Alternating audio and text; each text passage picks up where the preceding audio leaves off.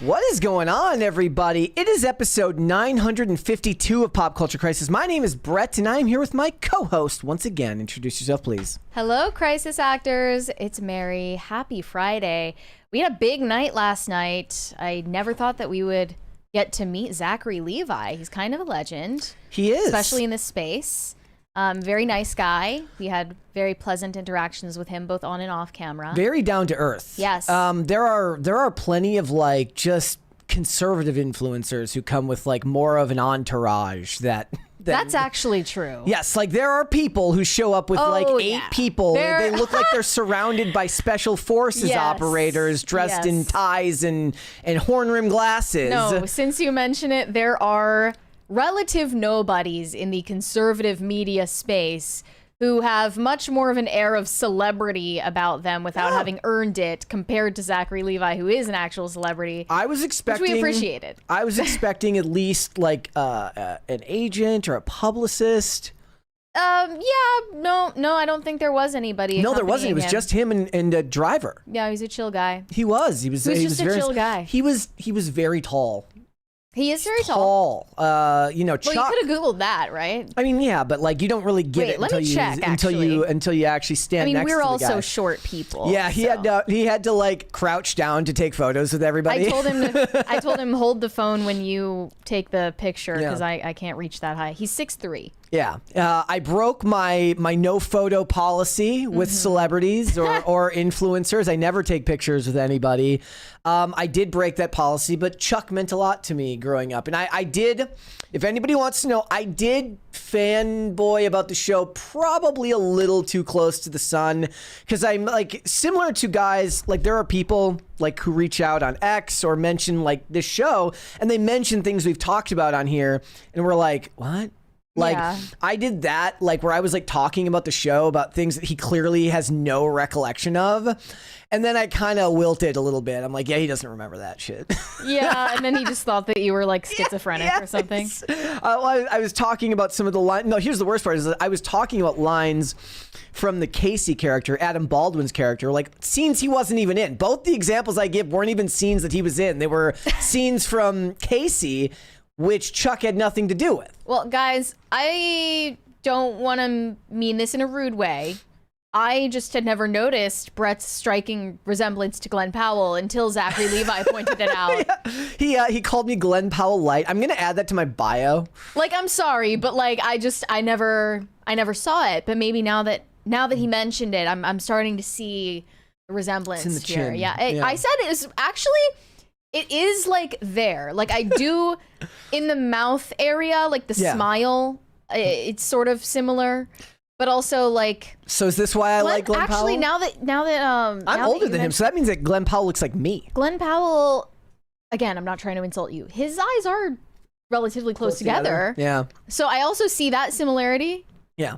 I do understand now, like, why he said that. It just wouldn't have occurred to me. Is this like an evolutionary thing? That's why I like him. I'm like, yes, this guy looks like. I was like, it's got nothing to do with what I've always said. Because I think just the guy, racism light. I think he plays the media well. I think he's got a good head on his shoulders with the projects he picks. But that was all just my own kind of excuse to be like, you know what? He kind of looks like me. I like the cut of his jib. And then I had to go and scare the hoes with my takes on gay marriage. So that was great. As soon as that started, I was like, oi.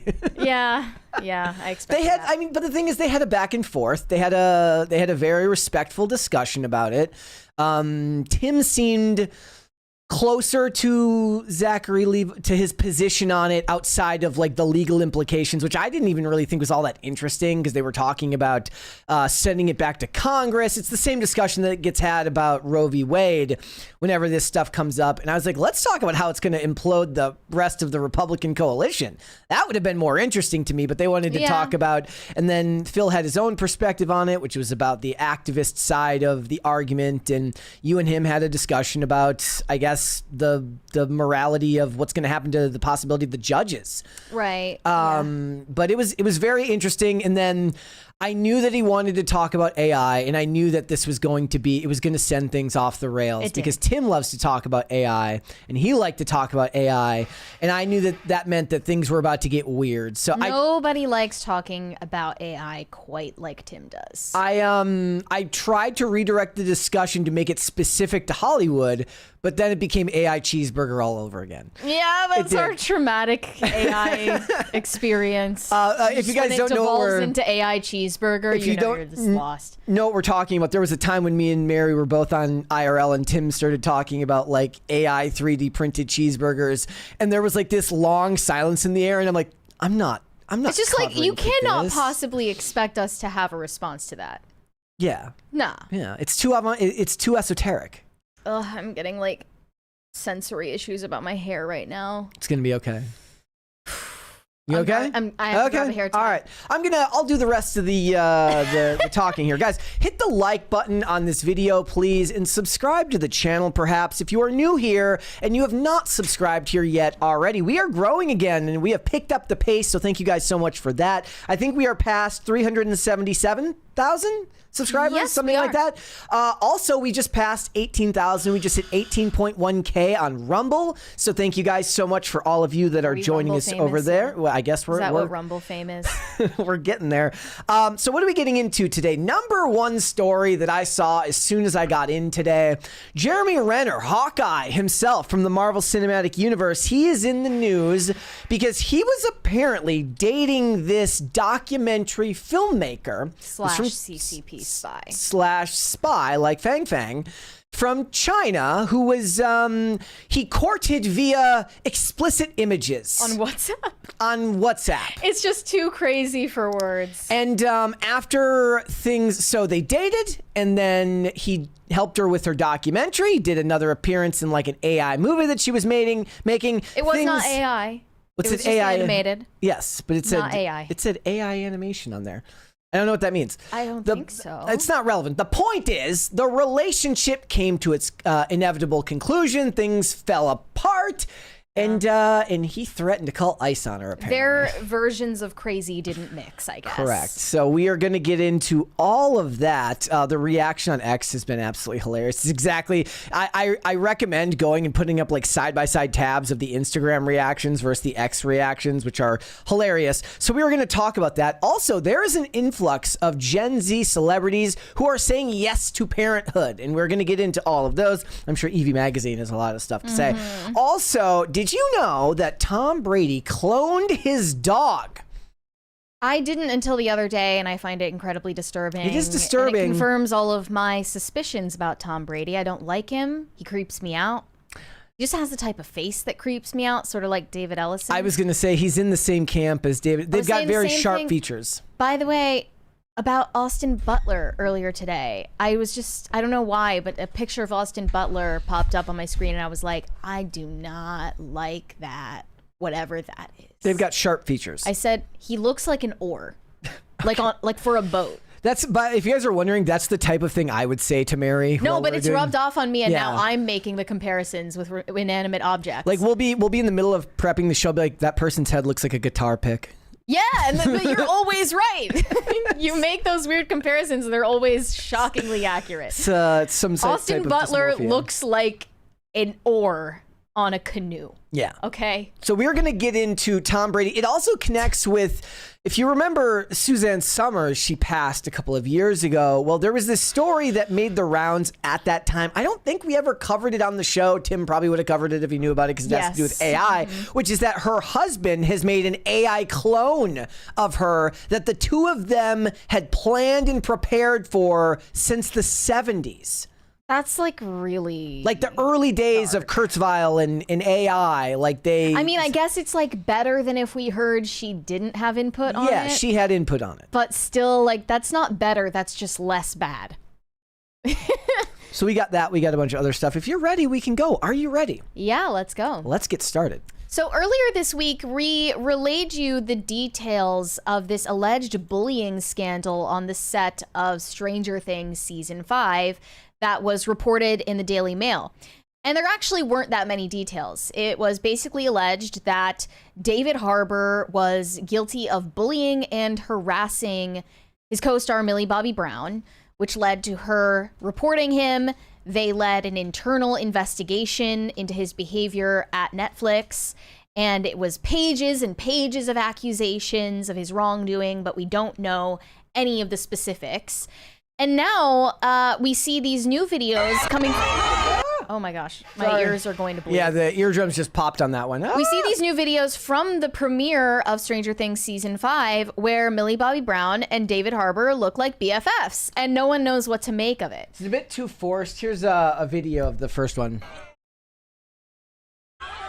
There's a lot of pushing and pulling, a lot of jostling around. I don't know what to make of all that. Are the motions just too like? Am I just reading into it too much, like all of these YouTube body language experts? David, give me a big hug. I mean, like, people's interactions look weird when you actually stare at them for too long. But then this other video is of them taking photos on the red carpet, and David Harbour looks like he is in this pop bass video.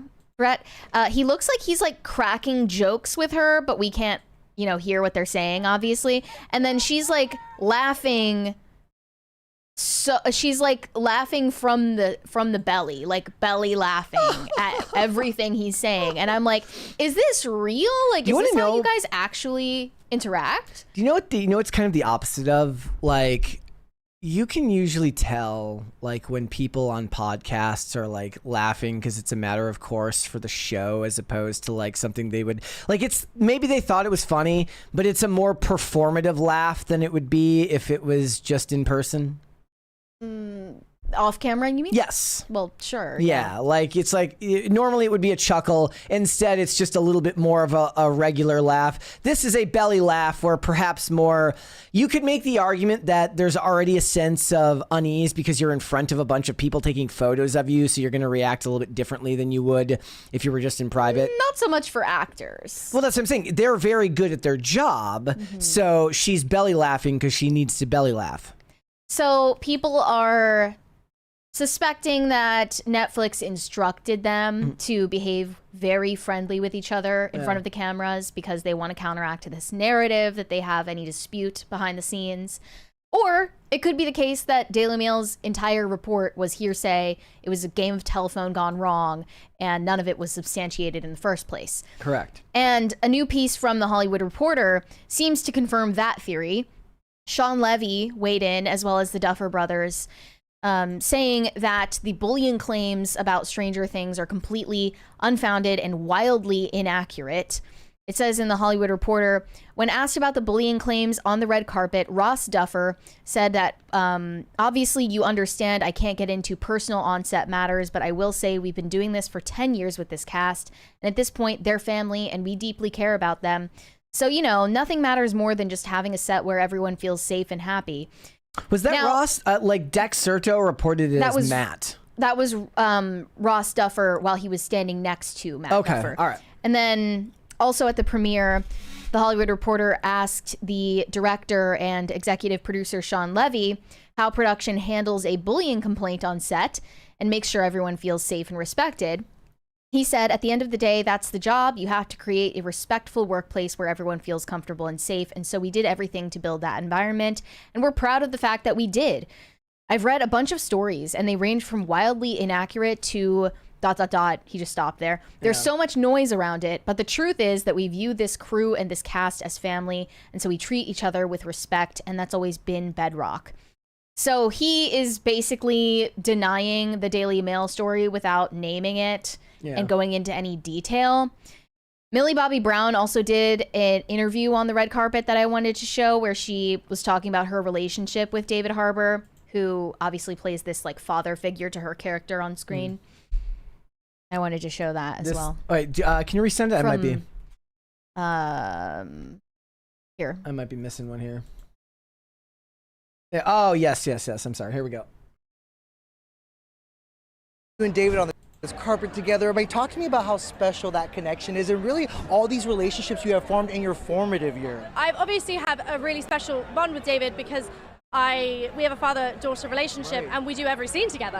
And you'll really get to see that, in season 5. It's been so special to have him along the journey for me. Winona, the kids. I'm really honored to have played 11 and to have met such amazing people along the way. In some ways, your childhood is so well documented. Yeah, I know, it's on Netflix, but most of my childhood is on Netflix at this point. That's true. Very, very honored. I love it. Okay. I know she was joking there, but it's kind of real. Yes, I'm honored. So I find it easy to believe that the Daily Mail story was unsubstantiated, but I also find it easy to believe that it had at least some shade of truth and that Netflix was, you know, circling the wagons to try to counteract the narrative for the premiere because it's such a delicate moment. Well, yeah, and what was it? We saw some headlines the other day that said that he wasn't going to be on the press tour, but he's there for this event at the very least.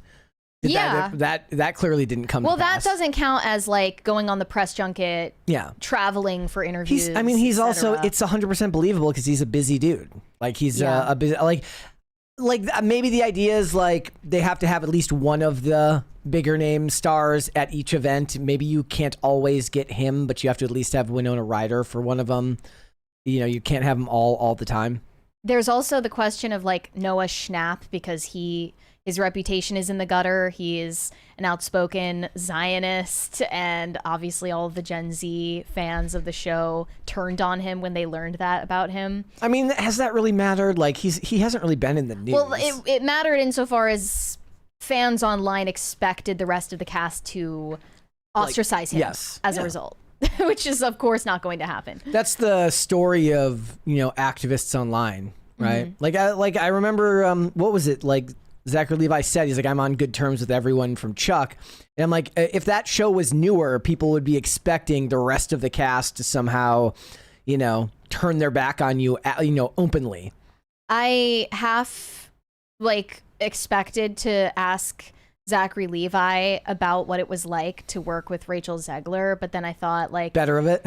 No, that would be kind of unprofessional to he ask, probably doesn't have a bad word to say about it. No, that's true. I think that in all reality, he probably had nothing but positive interactions with her and has nothing negative to say on a personal level, only about her views. Like that, no, even then, that's politics. But for him, he's probably like, look, I'm an actor too. I don't want to be the dude who's like, I go out there and do my job and then everybody tears me down. Because he's getting the same thing that she's getting just from the other side of the aisle. And I'm certain that if he ever did take shots at her, she would come back 10 times harder. Because that's just the type of person that she is. Yeah.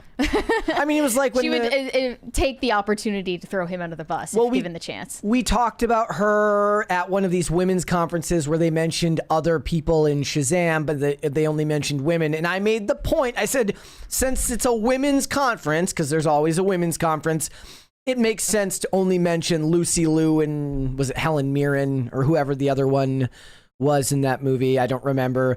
It wouldn't make sense to necessarily mention Zachary Levi because the focus of the conference was women. Mm-hmm. But you could 100% believe her saying something like that with shade.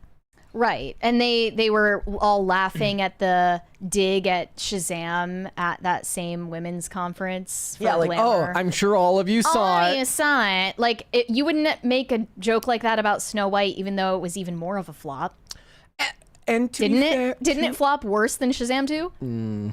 No? Probably about the same. I'll look it up. I mean, I'm sure in absolute numbers, more people bought tickets to Snow White than Shazam 2, but I bet that Snow White lost more money for the studio than Shazam 2 lost. I'm gonna look it up. Depends on the budget, I guess, for each one. Yeah. But. Let's move on. I'm just saying, this is another scenario where you don't trust the media, but you also don't trust the stars. Yeah. And I did want to get into this other story about the relationship between celebrities and the media. I think it's pretty clear at this point that celebrities and journalists are in an adversarial relationship. I am sure you have seen by now the viral clips of Sydney Sweeney's interview with GQ and her giving the resting bitch face to the journalist who is trying to bait her into a soundbite. However, I did just come across, I would say, the director's cut of that interview that has more of the context for us. And you can see, despite appearances, the journalist is definitely pushing it further and further.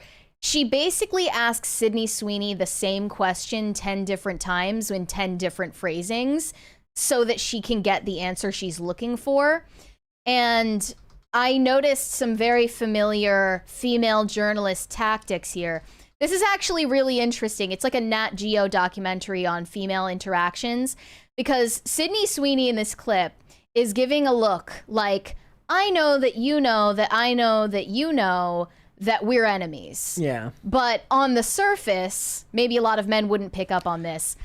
It seems like a totally polite, pleasant interaction. No, okay, so before we even get into it, this is something that you talked about when the journalist was here to do the report on Timcast, which is that they have this way of talking to you where you're like, I know you're about to screw me. Right, exactly. Like, I know that your job is to frame, reframe, take what I say, maybe not out of context, but layer it in writing that's supposed to make me look bad. And there's this, I don't even want to call it faux politeness. I think that it's actual politeness that's just, because to say it's faux would mean that it's not real. Mm-hmm. The politeness is real, but it's a faux safe energy.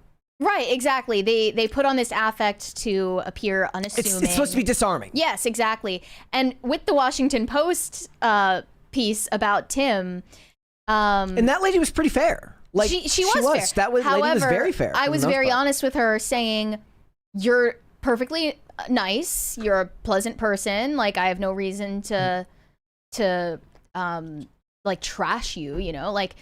You're being polite to us. However, you should understand at this point that we don't trust you. Yeah. And we're never going to. That ended up in the article. We have it did, for a reason. We have a 20 from Pop Culture Junkie. By the way, Brett, I'm like not able to hear. It's because I'm gonna have to turn this up. Pop Culture Junkie said, I do know the spot buy for Shazam 2 was pulled at the last minute and the spots pulled forward to promote later releases. Yeah, I mean, that's kind of like what they did with Snow White, which is like they pulled out some of that marketing at the end because they knew it was a lost cause. By the way, just it's a bit off the topic, but I do have the numbers here. So Shazam 2, Fury of the Gods, did a total box office of 134 million. It lost money, of course, and then. Well, I'm just saying it did not lose the same amount of money that Snow White lost for Disney. Like I don't see the budget in here. That's the problem. Is I don't see the budget list. Oh yes, no, yes it did. So it did. It lost. If it made 134 million worldwide on a budget of 125 million, so it lost a lot of money. And Snow White. Here.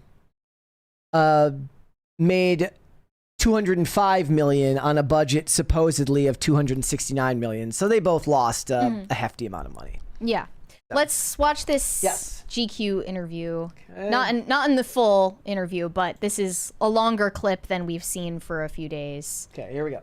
I'm literally in jeans and a t-shirt like every day of my life. Jeans are uncontroversial. Jeans are awesome. Yeah, I like your jeans. You look great in your jeans.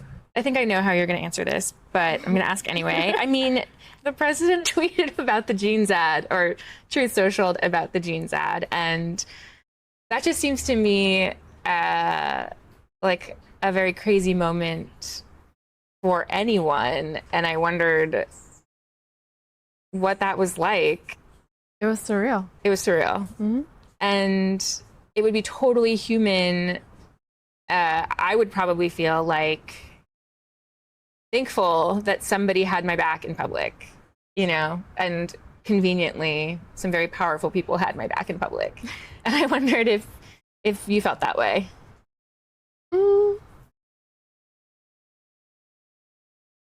I don't think that it's not that feeling I didn't have that feeling, but I wasn't thinking of it like that, or like of any of it. I kind of just put my phone away. I was filming every day.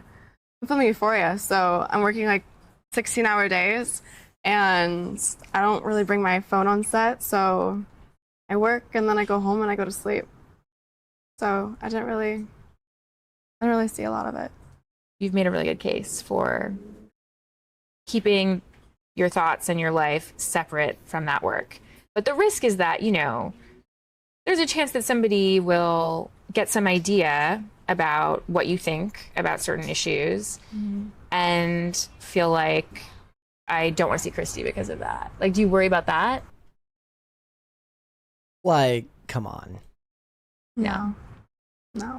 The criticism of the content, which was basically that maybe specifically in this political climate, like white people shouldn't joke about genetic superiority. Like that was kind of like the criticism, broadly speaking. And since you are talking about this, She never did that, by the way. That's a fabrication. She didn't at all say that. wanted to give you an opportunity to talk about that specifically. I think that when I have an issue that I want to speak about, people will hear.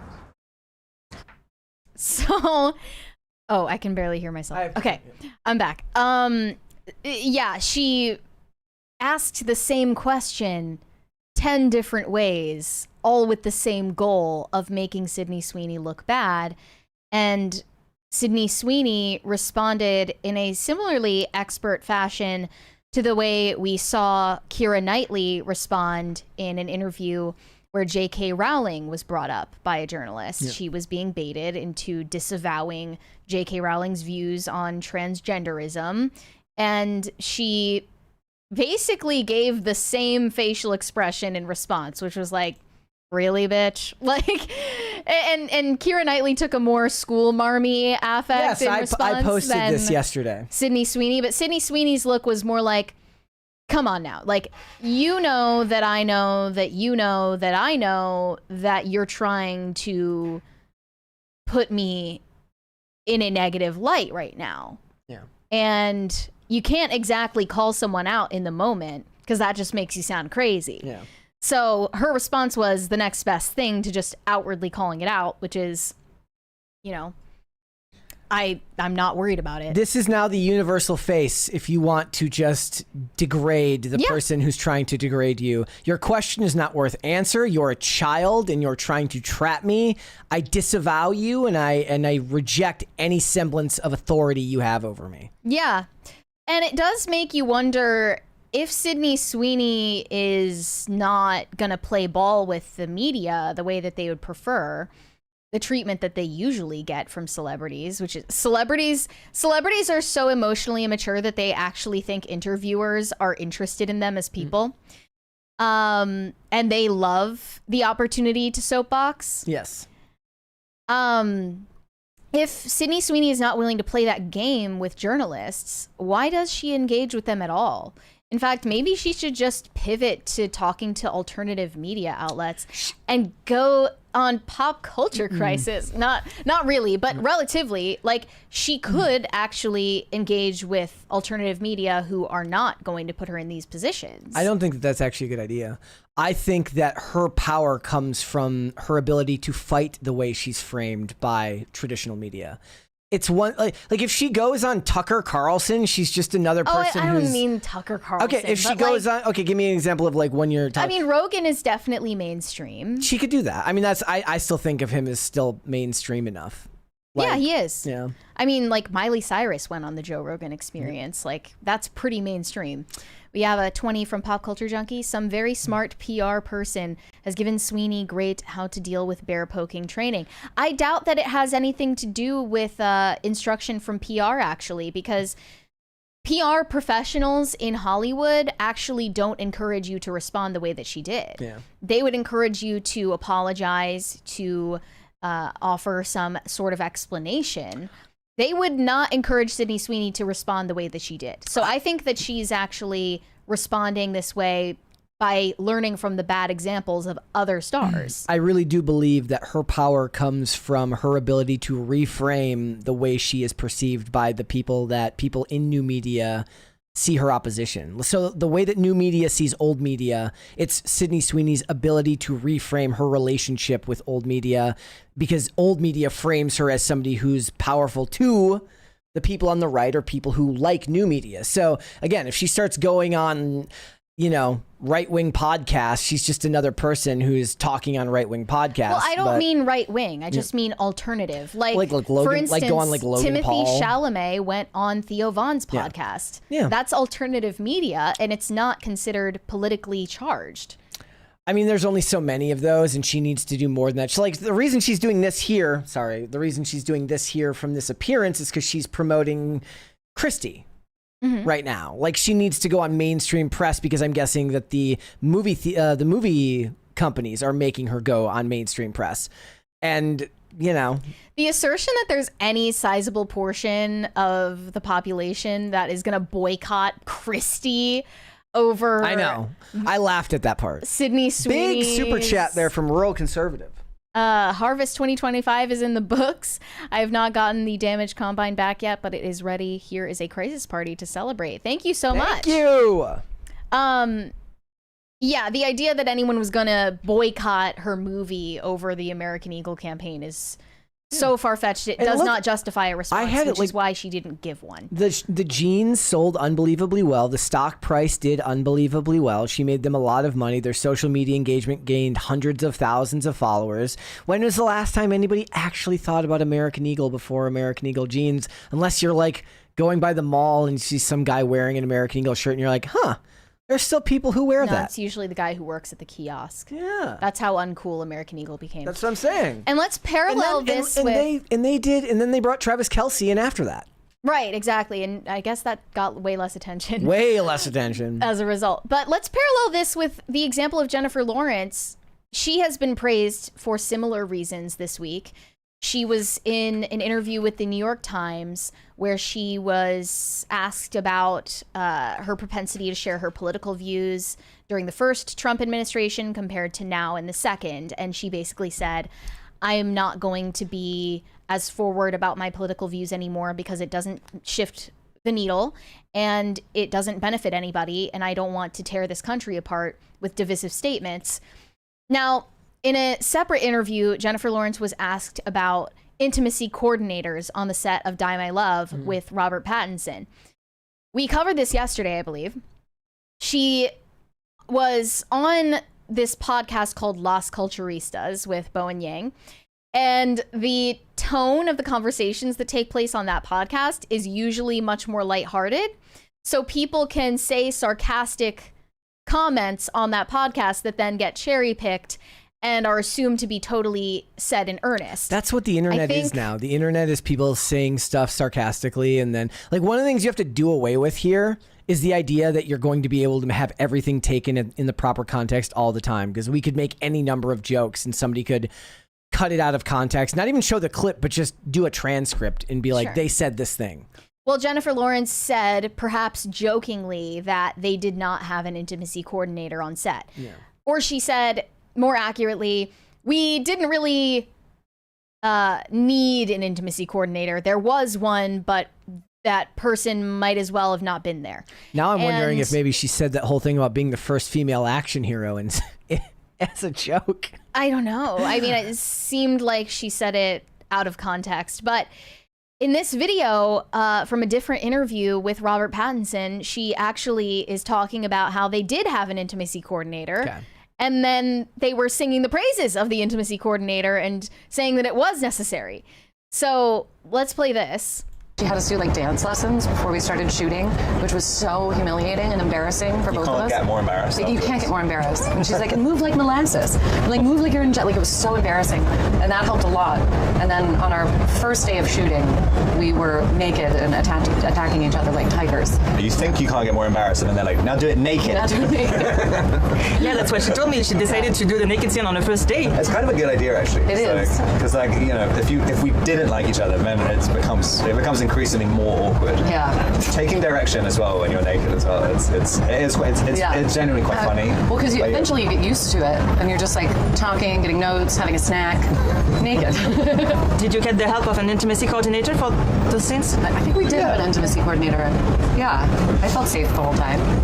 Rob was very appropriate. A very unthreatening guy. Yeah, I felt super safe. It's like when you almost got a guy too safe, pretending to be a cat. Yeah. I was like, I'm okay. She can go. And does that help to have someone, an intimacy coordinator, to talk to, or? Yeah, I think it can be very helpful. It's not just for the kind of to feel secure. Sometimes, just the actual technicalities of someone saying. Because I think directors sometimes are a little bit scared to say your body looks weird in this angle, and if you have someone else who's specific job. So there they were praising the intimacy coordinator's role on set, whereas before it was framed by the media as Jennifer Lawrence is like mocking the idea that they even had one. So Variety posted that prior quote without context in order to manipulate the audience. This comment says, I don't get the joke. What's funny about pretending you didn't have an intimacy coordinator or pretending you're not sure if there was one there? How is that funny? Well, these misunderstandings are propagated by the media, highlighting even more so that there is an adversarial relationship between celebrities and the media. Sydney Sweeney is clued into that, and that makes her an exception. The most impressive thing about that interview is how they did it in a monsoon. Yeah, they did. Like literally, there was just a torrential, just some storm a brewing in the background. We have a 20 from Jose Quintana. Happy Sweeney Friday. I took one for the team, Brett. I saw Predator Badlands yesterday. It humanized the Predator a bit. Elle Fanning was full of humor. A nice brainless time. Ghost Empress, love the coffee. Long live PCC. Yeah, so the funny thing about that movie is it was pitched in the poorest way I could possibly imagine for traditional fans of the franchise who want the alpha male 5 jacked dudes in the jungle fighting a predator, which is what most people want when they watch a Predator movie. But when I saw the pitch for the movie, now I don't really care about the empathetic part or empathizing with the predator, but like a Predator buddy cop, like buddy comedy or buddy action movie, I was like, I'm not going to lie, I'll probably like it. And then everyone's going to hate me. They're going to be like, rah, rah, rah, rah, rah, rah. Like it actually sounded good to me. And I'm still considering whether I want to take the time this weekend to go see it. What's the runtime on it? I would be interested to know. But I like Elle Fanning, and I think the concept of the movie sounds good. Now, the bad thing was there was an interview with Dan Trachtenberg in the lead up to this movie where he says the original pitch was the Predator fighting Nazis in World War II. Bro, there have been so many wars. Why is the only war you people know about World War II? Am I wrong? Public school is the reason. No, it's got nothing to do with that. It's got everything to do with Nazis. It's like... No, I mean, that's the reason why people have such a narrow view of... No, it's because history. They don't know. The point is they want to talk about Nazis. They want to make a movie about. They don't care which war it is. If it was World War I and it was not, and the Nazis were World War I, they would have made it about World War I. They just want to talk about Nazis. Well, I think we're making the same point. These people. Anyways, continue. I think I'd said everything I wanted to say about that topic. All right. What would you like to see? Cringe or cute of the day? You decide. All right. Let's go with cringe first. I think we'll stay traditional here. I think that's better. Here we go. Cringe of the day. Do you want to rate this one? It's a Kim Kardashian cringe. Is it bad? It's not that bad. It's not that bad? Okay. Here we go. Check your headphones. Big fan of Jacket Potato, aren't you? Who? What? Do you like a Jacket Potato? What is that? I really want to know if you like a jacket potato. I don't know. I don't know what a jacket potato is. You don't know what jacket potato is? What is a jacket potato? It's a potato cooked in the skin. Oh, I love that. Yeah. What's your filling? What filling do you like in a sour jacket? cream and butter. Oh, sour cream and Maybe butter. bacon bits. Oh, lovely. You're making me feel hungry. You're a big fan of jacket. I don't know what any of that is. Like, no, that's all. They're speaking foreign to me. I think you were Kim Kardashian in that moment. Okay, I was. She handled it pretty well, though. You know what it was? That was way less bad than Prince Harry yesterday. Yeah. Which made me want to die. Yeah. Die. You're making me feel angry. All right, cute of the day. This one's from Carlos. I moved this one up because it was adorable. He says, Brett ran across this from a few years ago of our dearly passed Mowgli, and it's a very cute dog. Oh, R.I.P. Mowgli. R.I.P. Mowgli. Cute dog. All right. Sorry for your loss, etc. Let's move on. Okay, so Jeremy Renner has had a rough go of it. He had a very contentious divorce from his ex-wife back in 2015. And you guys, of course, remember his near-death experience on the snowplow accident in 2022.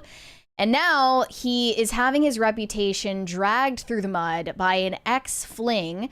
She is a Chinese documentarian filmmaker named Yi Zhao, And she is basically on a rampage trying to destroy his reputation on social media at the moment after their messy breakup. And they met in a very strange way. And the narrative is very unclear. First of all, because this woman appears to not be fluent in English. And secondly, because she appears to be undergoing some sort of manic episode. She seems totally detached from reality. She might be on a bender. She is posting constantly about him on Instagram. And I don't know if anyone believes her account of the story, but according to her, Jeremy Renner slid into her DMs on WhatsApp in June of this year. This is relatively recent, sending her D-pics and gifs of porn as a way to woo her. And she says it was disturbing and that she did not feel it was welcomed at the time. However, they did end up dating. And she was already working on a documentary. Thank you. It was not loading. I had to do it manually. That's weird. I don't know.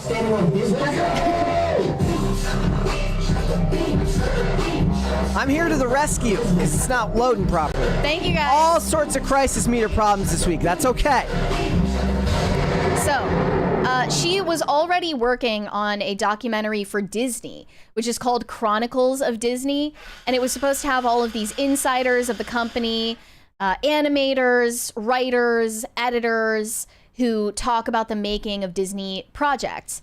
However, when she met Jeremy Renner and then started dating him, she somehow convinced him that he should be one of the featured interviewees since he is a Marvel actor. Yes. And he, I believe, is the only actor attached to the project. That's for all I obvious saw. reasons. Yep.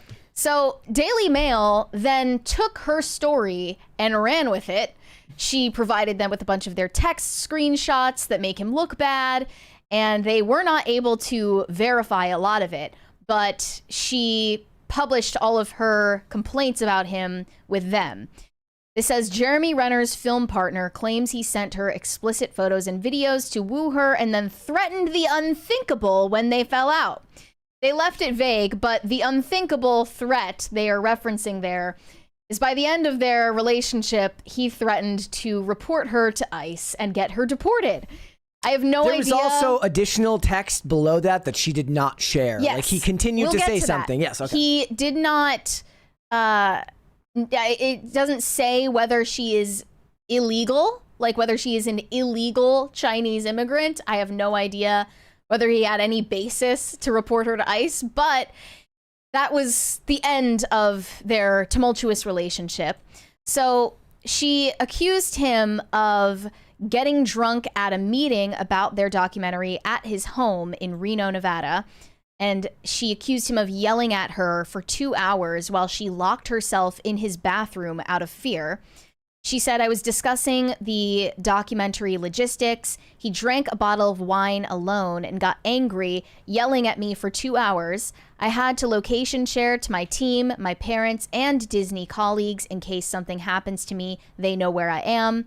I had to lock myself in a room to be safe, praying he would not come into the room at night as he was really angry. I didn't say a word. I was scared for my life. And they provided these screenshots of text messages that she sent to her colleagues at Disney saying, I did lock. I hope he can't open. I'm sorry. I'm worried. He yelled for 2 hours with one bottle of wine down alone. Her colleague said, take care of yourself. I Googled the ex-wife's claims and they're very scary. Take care of yourself and get out as soon as you can. And the claims from Jeremy Renner's ex-wife that were mentioned in that text message allege that he threatened to kill her. They also had a bitter custody battle over their kids at the time, where allegedly he threatened to get her sent back to Canada, her home country, and keep the kids. He later on claimed that that was all like tabloid fodder nonsense, but given everything that we just covered, it's like it seems more possible than perhaps it would if you didn't have the context we've been having recently, which is just how much journalists don't necessarily, follow the line. This incident of Jeremy Renner getting drunk and yelling at her allegedly happened on August 20th of this year. In her Instagram posts, Yi Zhao claimed that she had lived with fear for her safety and in deep distress in recent months. It is with deep regret, sadness, and disappointment that I'm compelled to share a truth I have been holding inside for too long. This was her Instagram caption. She has been nonstop posting infographics on her Instagram. A lot of them say things like, I say no, and porn, and journalistic integrity, and domestic violence. And this one not just about Jeremy Renner, not just about Jeremy Renner, but all manner of things in the industry, and it's all about this type of stuff. In this one titled Cancel, she says, no woman, filmmaker, or creative should have to work under such emotional and psychological pressure while trying to protect her name and the integrity of her work. I'm making an appeal to my fellow filmmakers, Academy voters, Hollywood peers, executives, and the women who stand with me. I feel profound despair that a project created to uplift below-the-line artists, Chronicles of Disney, and to celebrate the history of one of the world's most beloved companies has been damaged by online trolling and misconduct of Jeremy Renner. Renner first contacted me directly in June, sending personal and intimate photographs of himself, behavior that, according to public reports, has been exhibited before. He convinced me of his sincerity, saying he had been single for a long time and open to a long-term relationship. I believed in him, in the power of love, and in the possibility of redemption. I immediately call bullshit. I think that you wanted to date this guy so that he would be in your movie and get more eyes. Nobody in the world with half of a functioning brain believes that you met Jeremy Renner, who, by the way, she claims she didn't know beforehand. She claims that she'd never heard of him. Is like, it's not that I want to get Hawkeye in my movie. It's that I believe in redemption. Right. She previously posted a picture of a man's naked torso on her Instagram, which she told Daily Mail was actually a photo that Jeremy Renner sent her unsolicited. Unclear if that's a torso of a man in a pornography video or his torso, but it doesn't say.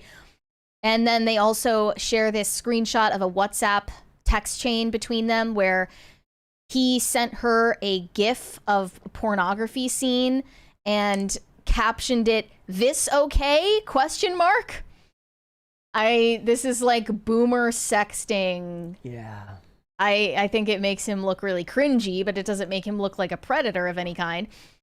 And she said that she ended up dating him despite the fact that I guess she wasn't wooed by the dick pics. Dick pics. Yes, he led with the dirty pictures and was shocked when he found out that wasn't enough. What he really should have led with, everybody follow my logic here.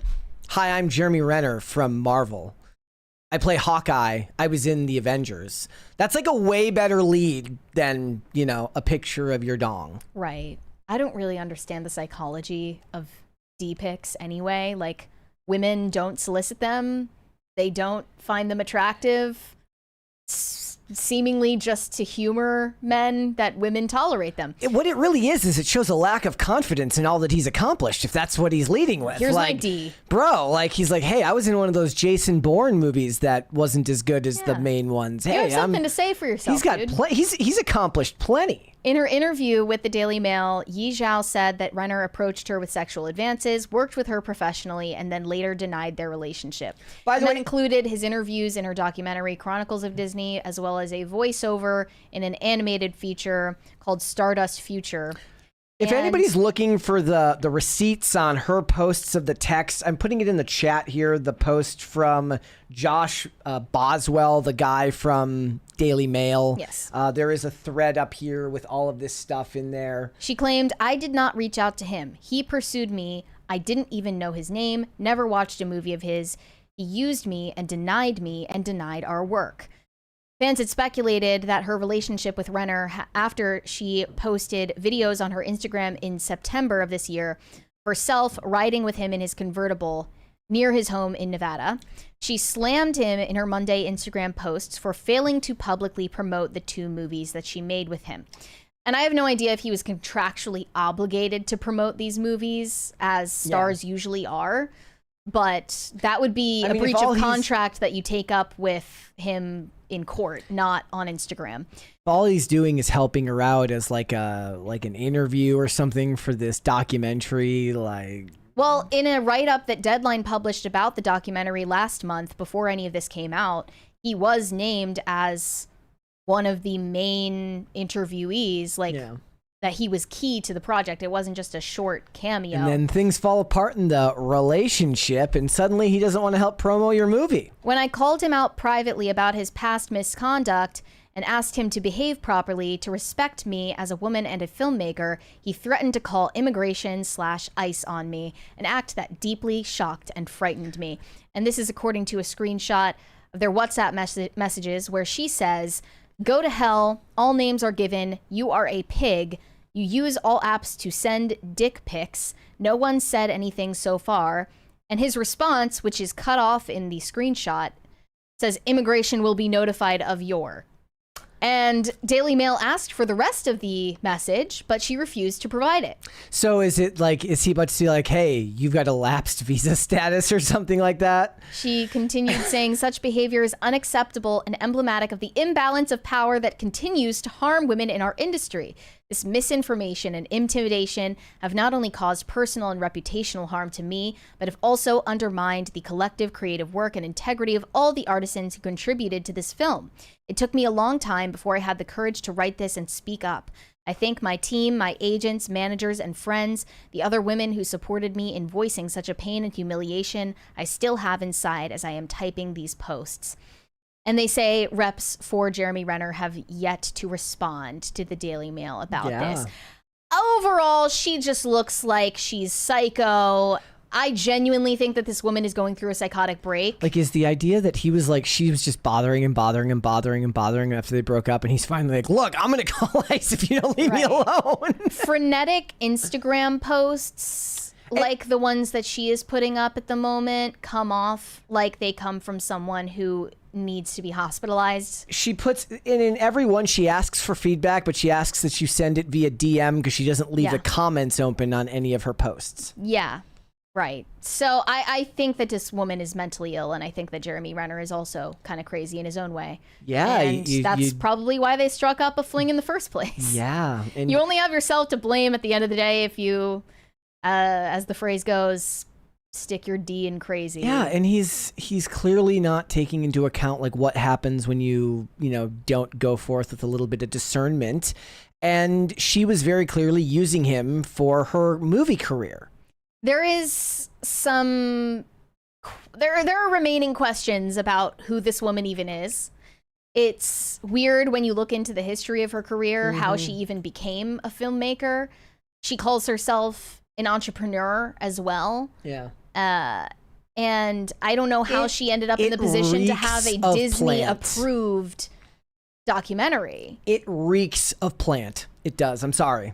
Especially given that she's Chinese. Like, it's just weird. I don't know if that sounds like needlessly xenophobic, but how would that be out of character for me? Like, all her posts are about people trolling her. We have a 20 from Testing Land Drop. From Isaac Cervantes.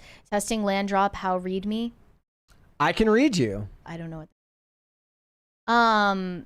Yeah, it's giving Eric Swalwell vibes. Yes, it is. Absolutely. Like, have a little more self-respect. Yep. Dude.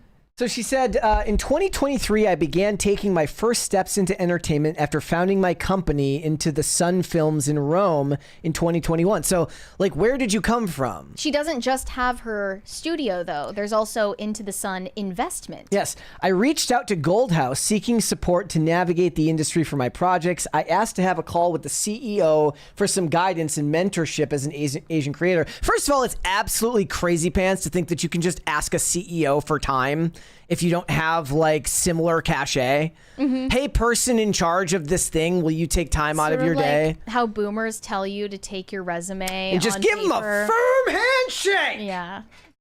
But she put that into practice, and I guess it worked out because she got to direct a Disney project. Yes. And she was especially mad at Jeremy Renner for supposedly tanking the Oscar campaign for this documentary by not promoting it. Yeah. There is, look, and if we're to be fair to everyone, it's not like Jeremy Renner doesn't have a history of these types of interactions. His name comes up every so often in these things. Clearly, there's some chaos in his life that has a lot of people have given him a lot of leeway because of the snowplow accident in 2022. He had to kind of claw back. But I did see somebody in the chat mention the Jeremy Renner app. He was a forward-thinking technocrat already in 2017. He seems kind of nuts, honestly. Yeah. He's probably a functional alcoholic. Yeah, and maybe also a porn addict.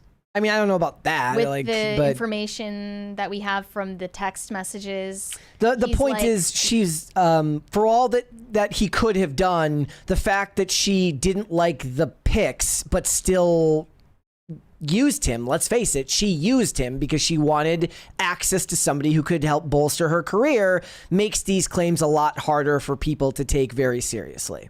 I think she's either even if he's wrong. She's either a CCP spy or she is just BPD. Yeah. CCP Or both. and BPD are really a dangerous combination. Yep. Clearly. All right, let's go to some super chats. Shane H. Wilder said, "Happy Friday, Brett and Mary. I hope y'all enjoyed the pre-show yesterday. When I have time to attend, it is always fun. Did y'all get to meet Father Ripperger?" I did not, no. He's probably not here at the moment. But yeah, I heard about his interview. I'm going to watch that. Did you enjoy doing the Discord? Yeah, that was fun. It was fun. It was like, it's a lot easier when you just have to answer questions as opposed to like looking up for stuff to talk about. Oh, people just ask you questions. Yeah. Well, actually, it's funny when I did like the Q&A episode, that ended up being more work than I was like, maybe I'll just like do a Q&A because that'll be easy. But I actually had to like, okay, if I'm going to give like real answers, I need the questions beforehand. And then I had to like make sure that I knew what I was going to say for each of them. Obviously, I'm going to word them differently. But if somebody's like, what are your 5 favorite this type of movie? I'm like, I got to think about it. I don't even have an answer when people ask me for my favorite movie. Yeah. That's like my kryptonite. So what's your favorite blank? Yeah. Oh, yeah. My mind just goes completely blank. Corey Anderson said, "Where have you been, Loca?" I said that to Brett and he didn't get the reference. I did not. You need to watch Twilight. Maybe it's for your own edification. Maybe me and Olivia will watch it. I think that you guys would be surprised. You would like it. Thank you. It's better to watch as a couple, I think. Unless Olivia has seen it already, but I don't think she has. I don't know if she has. I did not get the questions from the Discord beforehand. When I did, I see somebody ask if I got the questions beforehand. No, when I did the Discord, when we did the Discord thing, we just got the questions. But when I did the Q&A live on here, I asked social media posts for people to like send me their questions ahead of time, so I had some time to think about it. Shane H. Wilder said, "Brett, you better put that in your bio." I'm gonna. Glenn Powell Light. You know, it's always cringe to me when people put negative comments about them in their bio. Have you seen that?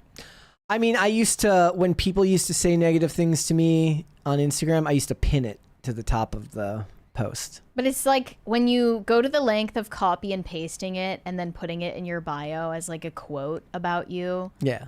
I think that's a little bit. It's a little bit doth protest too much. Yeah. It's like when people are like, yeah, when people talk shit, it doesn't bother me. It's like, like it's like the people. It's like they're like, oh yeah, I don't care. Well, if you're talking about it, you care at least a little bit. Mm-hmm. And I think more people should be honest that it bothers them a little bit. The best thing you can do is to just not read it if it bothers you. The best thing you can do actually is turning off notifications on X for people that you don't follow. Yeah. That's what I did. Yeah. So Mary Olivia says that she's seen Twilight. Oh, okay. Well, you guys should do a rewatch. It's the perfect season for that. Yep. Slavic McGoth said, "Mountain Dew Baja Blast Pie. It's real and it's scary." Yeah, I saw people posting clips of having it. I mean, honestly, it just sounds exactly like something that would get made today. I saw a TikTok from one of the Taco Bell employees. She got the pie, but she like left it out for a while to see what would happen to the texture. Mm. And it literally was like Play-Doh. I saw that. Yeah. Yep. And then we wonder why, RFK is trying to set this country in order. He's gotta fix things. Look, the rest of the Taco Bell menu, I don't have any objections, but the Baja Blast Pie, you took it too far. You crossed a line. Let's do one more. Corey Anderson said, did you see the video of the Irish girl going to Taco Bell for the first time? I shared it with PCC on the photo social media company. Yeah, I actually did see that video and it was adorable. I didn't know they had Taco Bell in Ireland, but... Was she very excited? Yeah, they have totally different menu items there. Yeah. They have like a bunch of like chicken nuggets and stuff like that. I was like, this doesn't look like Taco Bell to me, but it's like when you she was having fun. It's like when you see the videos of people who come to America from a communist country for the first time. They go to a grocery store and they're like, "Oh my god!" It was like Tucker Carlson in the grocery store in Russia. Yeah. Yeah, very very charismatic little girl. Obviously, the accent is charming, but she should be like a little actress. Let's hold off on the rest. Let's move on. So it seems that Gen Z celebrities are bucking the Hollywood trend of delaying family. And the first of which is Timothée Chalamet. He recently did an interview with Vogue where the topic of fatherhood came up. I'll grant he was born in 1995, which technically makes him a zillennial, somewhere cusper between millennial and zoomer. But I think he should be included in this conversation because it clearly is important to him. TMZ put it, Timothée Chalamet says the whole point of life is to have babies. Now, that wasn't a quote from the interview, but pretty close. They were talking about his new movie, Marty Supreme. That was his promotion for the interview. They say the animating question of Marty Supreme is whether a person has to be selfish to be great. And before I fully pose it to him, Chalamet starts answering it. He said, I had a friend of mine in school, a girl named Grace, and her parents had the most beautiful, amazing marriage. This isn't in the context of being great, so this is a little tangential, but it showed me excellence can exist without it being arduous. We had been discussing drive and the quest for eminence. He wanted to talk about the nirvana of a fulfilling relationship. You don't have to be selfish to be great. And I know because I've worked with directors who are incredible and are incredibly present in their family life. And then he references Denis Villeneuve, I think because they're currently filming the third installment of the Dune franchise, who I'm working with right now. I'm just amazed by him. It was his birthday 2 days ago, and one of his kids flew out as a surprise, and he's hugging him, weeping on set. People are taking videos. Denis is a total master of his craft, and he's a great family man. Chalamet will not talk about his relationship with girlfriend Kylie Jenner.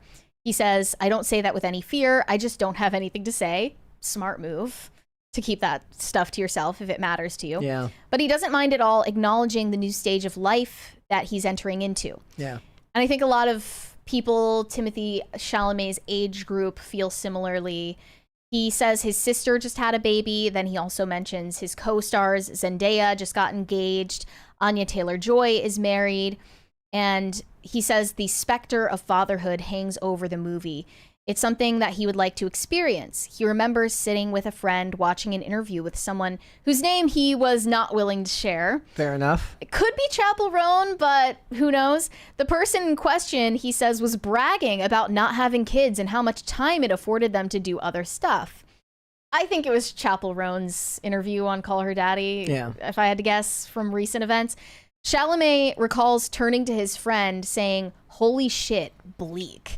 He knows some people can't have children or are never in the position to, but he does believe procreation is the reason we're here. Yes, children, that could be on the radar, he says. Like peak woke in like 2018 would have been like, you shouldn't talk like that because some people can't have kids. Right. You that have to make a disclaimer for literally every statement. Look, I know that infertility is an issue. I know that some people are in relationships that can't lead to giving, to having kids. But I really, really want to have a kid one day. Yeah. I know that climate change is a real existential threat to humanity. I know that when you have kids, you run the risk of causing further damage to the world. That's not in any way like a good thing, but I totally want to have kids. Yeah, that qualifier, by the way, was added by the journalist who wrote the piece, not Chalamet. And I think people are done with the precedent that you have to issue a disclaimer for literally every general statement that you make, or even a statement that's about yourself. People still feel that way. I was actually, it's so funny. I posted and then didn't end up actually like sending the tweet where I said like, you know how you know that social media isn't really like an actual place to have discourse is that anybody feels the need to put genuine question at the end of a statement. Where it's like if you have to actually assume that any question is not a genuine question, that you're not going to get anywhere. In the same vein, like if the idea here is that we're going to go out and have a discussion and I have to preface everything I say with I know other people aren't experiencing this, but like we're just cooked. People are done with disclaimers, qualifiers, tone indicators, and apologies at this point. Now, Timothée Chalamet was only quoted saying that could be on the radar in regard to fatherhood in the viral tweets. But clearly, in the context of the full piece, it appears to be more front of his mind. And it should be mentioned that since he's dating Kylie Jenner, she is a mom. She has multiple kids. And he is likely involved in their life. I don't know if he's like ready at the age of 29 or maybe he's 30 at this point to be a stepdad, but compared to previous generations, that would actually be later than most to enter that stage of life. Who do you think? Who is the hero of the stepdad industrial complex? Who came up with he's not a stepdad, he's the dad that stepped up?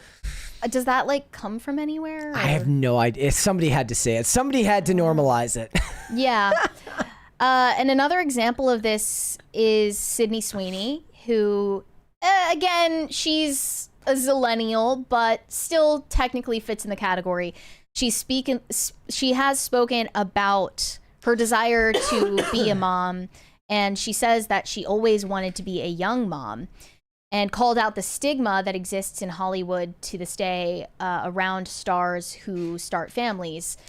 You want to know where that comes from? A lot of it is, and this is one of those things that I think I just see too many examples to the contrary, where the idea is like, if you get hired, if you're like her, if you're like somebody under her who's not getting movies, but you're getting roles on network television, but you're good enough that you're getting regular, like full scale orders for shows. You're not a guest star, you're a star or one of the co-leads on a show, is that you're going to have to like pull out if you get pregnant. Where oftentimes from what I've seen, a lot of times the showrunners will, bend over. Dana Scully, Gillian Anderson, put her in a frumpy coat and put just file box after file box in front of her to block the pregnancy. They will work around that. But the stigma is that if you're not important enough, you're going to be let go. Yeah, exactly. Right? But that's the nature of the industry, unfortunately. Well, this was actually from an interview that Sydney Sweeney did with The Hollywood Reporter a few years back when she was 24. Okay. She said, "I want to have a family. I've always wanted to be a young mom. And I'm worried about how this industry puts stigmas on young women who have children and looks at them in a different light. I was worried that if I didn't work, there is no money and no support for kids I would have. And if I wanted a 6-month break, I don't have the income to cover that. That's likely not true anymore. I don't have someone supporting me. I don't have anyone I can turn to pay my bills or call for help." So she was basically referring to the idea that you have to earn the right to become a parent in her industry, which is true, largely, for plenty of practical reasons. I think Jennifer Lawrence is an example of someone who earned the right to start a family later in her career once she already earned the status of a movie star. And now she's able to, film a movie while pregnant for a role that is not a pregnant woman. Yeah. And they will work around her however she wants. But it's not something that you just get out of the gate. You have to earn that. And, now Sydney Sweeney is, I believe, 28 years old.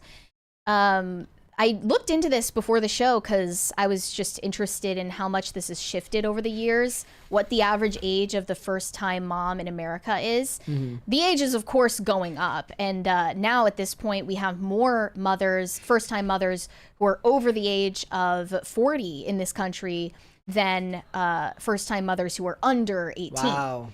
Which is, according to some, a good sign, which is like, we're teaching kids about safe sex. So we're making progress. Better to have a child in your 40s than being 16 and pregnant. You could just as easily interpret it, though, as a sign that your culture is dying, because oftentimes those women who wait that long to have their first child maybe would not have opted for that. Yeah. Now, the average age of first-time mothers in the U.S. as of 2023 is 27 and a half years old. And in 2016, it was 26 and a half years old. So it's going up really fast. And back in 1970, the average age of a first-time mom was 21 and a half. And there are also disparities with race. Asian women have the highest average age of a first-time birth. Did that surprise you? 31 and a half. Did that surprise you? Maybe not, because that would include a lot of immigrants who come here for work. Mm-hmm. So work would take precedent. And then women in rural areas have their first child at the average age of 24, almost 25, compared to 28 and a half years in large metropolitan areas. So the concept of even being a young mom, whether or not you're in Hollywood, is kind of a thing of the past. Yeah, you have to earn the right to the privilege to have a kid young in any industry now, just based on financial markers. You're not incentivized to do it, certainly, no matter what industry you work in. Millie Bobby Brown, I think unfairly, was maligned for deciding to become a mom by adoption. I was actually shocked at the amount of backlash she received for that. From who? It was from people on the right, mainly, who were saying that it was wrong of her to adopt instead of getting pregnant. They were saying that she was foregoing her own pregnancy. Yes. Okay. Meanwhile, they have no idea what the circumstances were for that decision. Can I ask it your could very overall- well be that she wasn't able to conceive, and this is the next best option, and we can at least be glad she didn't hire a surrogate womb to have a child, which is kind of the norm in her milieu. Industry, yeah. Can I ask your overall thoughts on that? What about somebody who doesn't have that? Say they don't have like a infertility issue. They just choose to adopt because there are so many kids that need adopting. Do you take issue with that? Do you think that it's your job to have, continue your own bloodline? I think unequivocally adoption can be and is a beautiful act of selflessness and charity.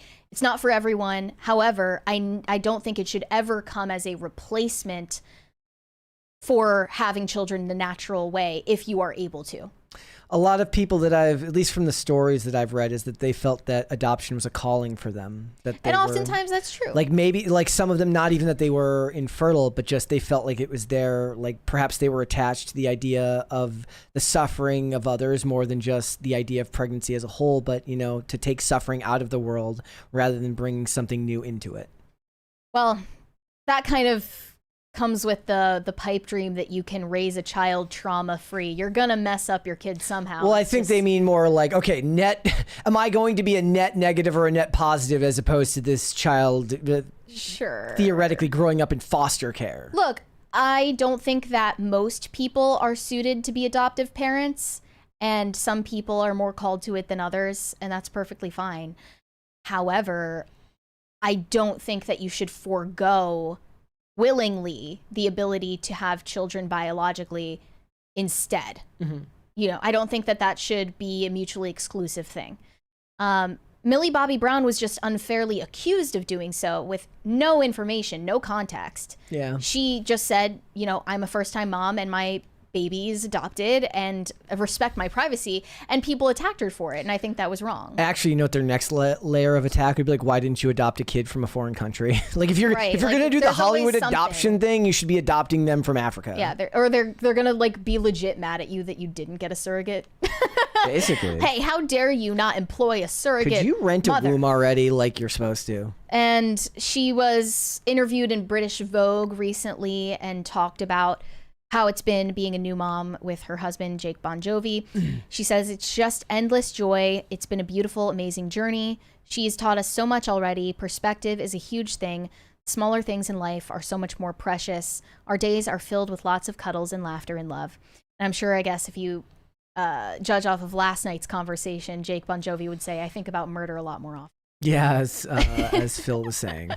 Not murder, but self-defense. Taking care of your child by protecting them. Yeah. Yes, absolutely. Not to be misinterpreted. But she also spoke about protecting her daughter's privacy, which is something that celebrities need to take into account even more than the rest of society. And that's a conversation that people need to be having in general in the age of social media. She said, "For me, it's really important to protect her and her story until she is old enough to potentially one day share it herself. It's not my place to purposefully put her in the spotlight unwillingly. If she chooses to share her personality one day with the world, like I did when I was young, that's something we would support. But right now, she's so little. As her parents, it's our job to protect her from that." And I think that Millie Bobby Brown takes that personally because she did not have that option. And I wouldn't place the blame squarely on her parents' shoulders for that. Who knows what kind of stage parents they are. Yeah. But I understand why that is particularly important to her, and it's something that most people don't take into account when they indiscreetly post pictures of and videos of their children online for an audience of strangers. Most people don't think like celebrities in that way. Maybe they should. I mean, I think that way about people in the political space. I'm like, why are you doing that? Especially the political space where it's like that's so just, polarized. Don't do it. People are wishing death on you and your family. Like, it's just nothing to play around with. I agree. But yeah, I think that Gen Z stars increasingly don't have the same stigmas around family. I do previous generations. I do want to point out that, you know, stigma being what it was, if you go look at the majority of the big celebrities. Now, there are exceptions, but most of them end up having kids and getting married. Now, a lot of them get divorced. I've made the argument countless times on this channel that the success rate, at least from my anecdotal observation of IMDb pages and kind of just looking at it tangentially, is that the guys and girls who get married that work in network television seem to have a better success rate because it's more stable, especially the ones who are successful. I know Chris O'Donnell said that when he got done making movies, one of the things that he liked about going to television, he did NCIS LA for like a gazillion seasons, was that he got to be in LA with his family and he was going to be home. You know, he worked a lot of hours, but he was going to be home roughly the same time every night. And he wasn't traveling all over the world constantly for press tours and things like that. A lot of people said that there's just cope because he's not a movie star anymore. But he's been, from what I remember, unless something has changed in the last couple of years, married for quite a few years with to the same woman with a family. And there is plenty of marriage and kids in Hollywood. It's just, I mean, we wouldn't be able to have discussions about Nepo babies if there weren't kids in Hollywood. Right. Right? Of course. Like that's the whole thing.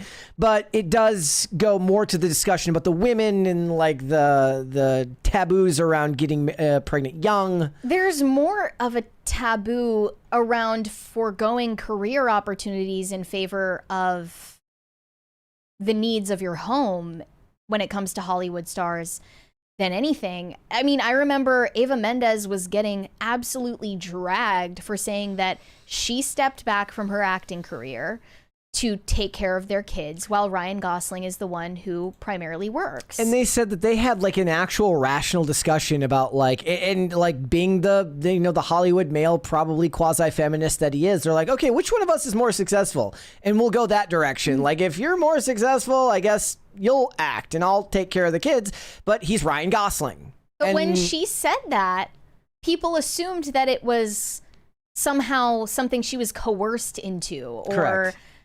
Yeah, that it was her celebrating like patriarchal gender norms. Like, yeah, I don't think that young people pay any credence to that because they've never lived in a society that even closely resembles patriarchy. And people are just sick of the 2017 talking points. They don't work like they used to. Like that was a lot. That was enough to lock somebody up when you can make a quasi-intelligent sounding argument of stupidity back then. In like a BuzzFeed video. In a BuzzFeed video. Now people are like, shut the fuck up. Right. Like, bro, get in the locker, nerd. Like, we get it. Yeah. We get it. Nobody likes you. I also want to mention something that we were discussing off air before the show, which is that a lot of these comments from celebrities about family or even politics are taken out of context and circulated by right-wing outlets or right-wing influencers in order to forward the point that somehow we've had a cultural victory. I point this out. This is what my joke with Mary is. I'm like, what EV Magazine does is they take literally the most normal thing any person has ever said in Hollywood, and then they frame it as like we're in the middle of a cultural revolution. Okay, so prime example of that was Kieran Culkin's speech at, I believe, the Oscars. It was at some award show. Maybe the Golden Globes. They're pregnant again, earlier this year. So, yeah, exactly. So he was joking on stage about how now that I've won this award, I win a bet with my wife where we're going to have another kid. And they're like, oh my God! And everyone's laughing. It's a cultural revolution. We are so back. The entire online right-wing sphere was absolutely losing it over that. He is based and red pilled because he wants to have kids. Right, exactly. Which is just like, and if, as you've said countless times, like if having kids has become a political issue, we are effed. Exactly, exactly. And I think that the right wing is uniquely hasty to declare victory in a way that the left never has been. And I don't mean to like single out EV Magazine. No, it's they not have them. Like the point is they're what they're actually doing is good. They're showing you cultural examples. They might be a little heavy-handed in ways, and it is a matter of framing.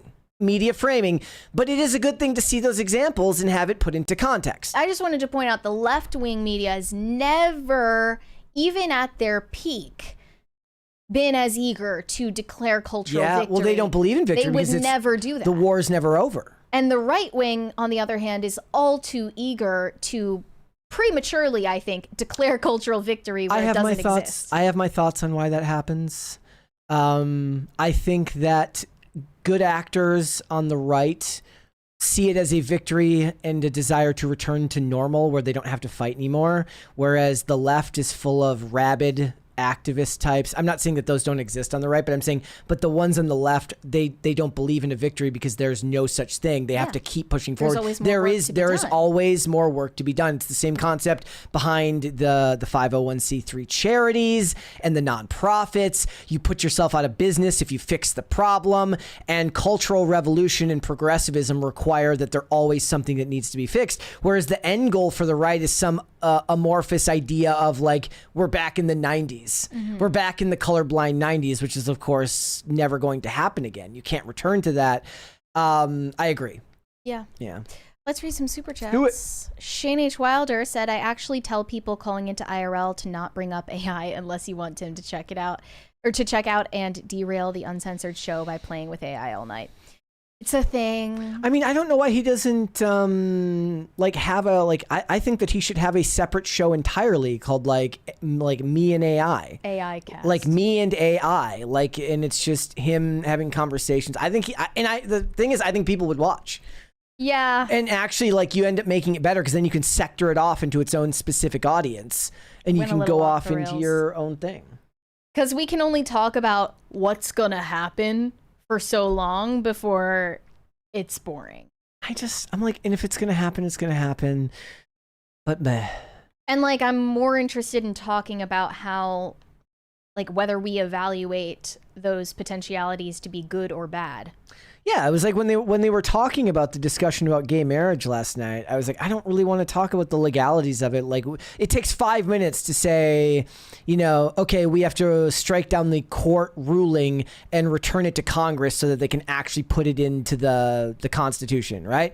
Okay, you've covered that. Now let's talk about how it's going to destroy various facets of our cultural, coherence. You can talk about how it's going to affect your relationship with Mima and Dad and your liberal brother and sister at Christmas. You can talk about how it's going to cause infighting amongst the big tent, political party that is the right now. You can talk about what you were bringing up, which is it's going to put judges at risk because of the level of fervor from activists. There's a whole bunch of discussions that can be had there. Now, to be fair, people go to Timcast to hear political discussions, so keeping it on track with policy, I guess, is fine, but it just doesn't interest you and me, which is why we're not on there every night. Yeah, fair point.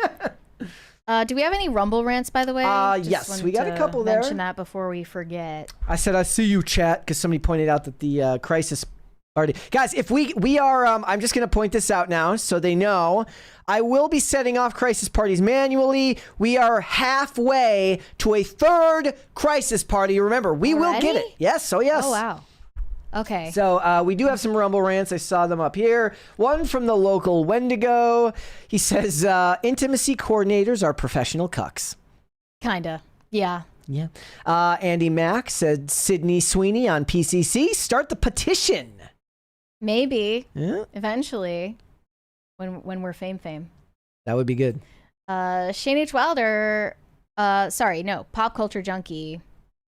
That was about Shazam earlier. Bender McSimpson said, I really enjoyed last night's episodes of PCC IRL.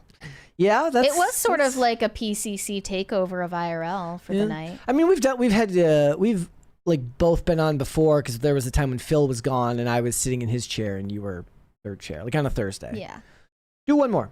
That might have been AI cheeseburger night. That was yes. We've it's become a thing. AI cheeseburger. Yeah, like, that's our inside when it goes off the rails, and I hear about 3D printing AI cheeseburgers, I'm like, bro, I gotta go.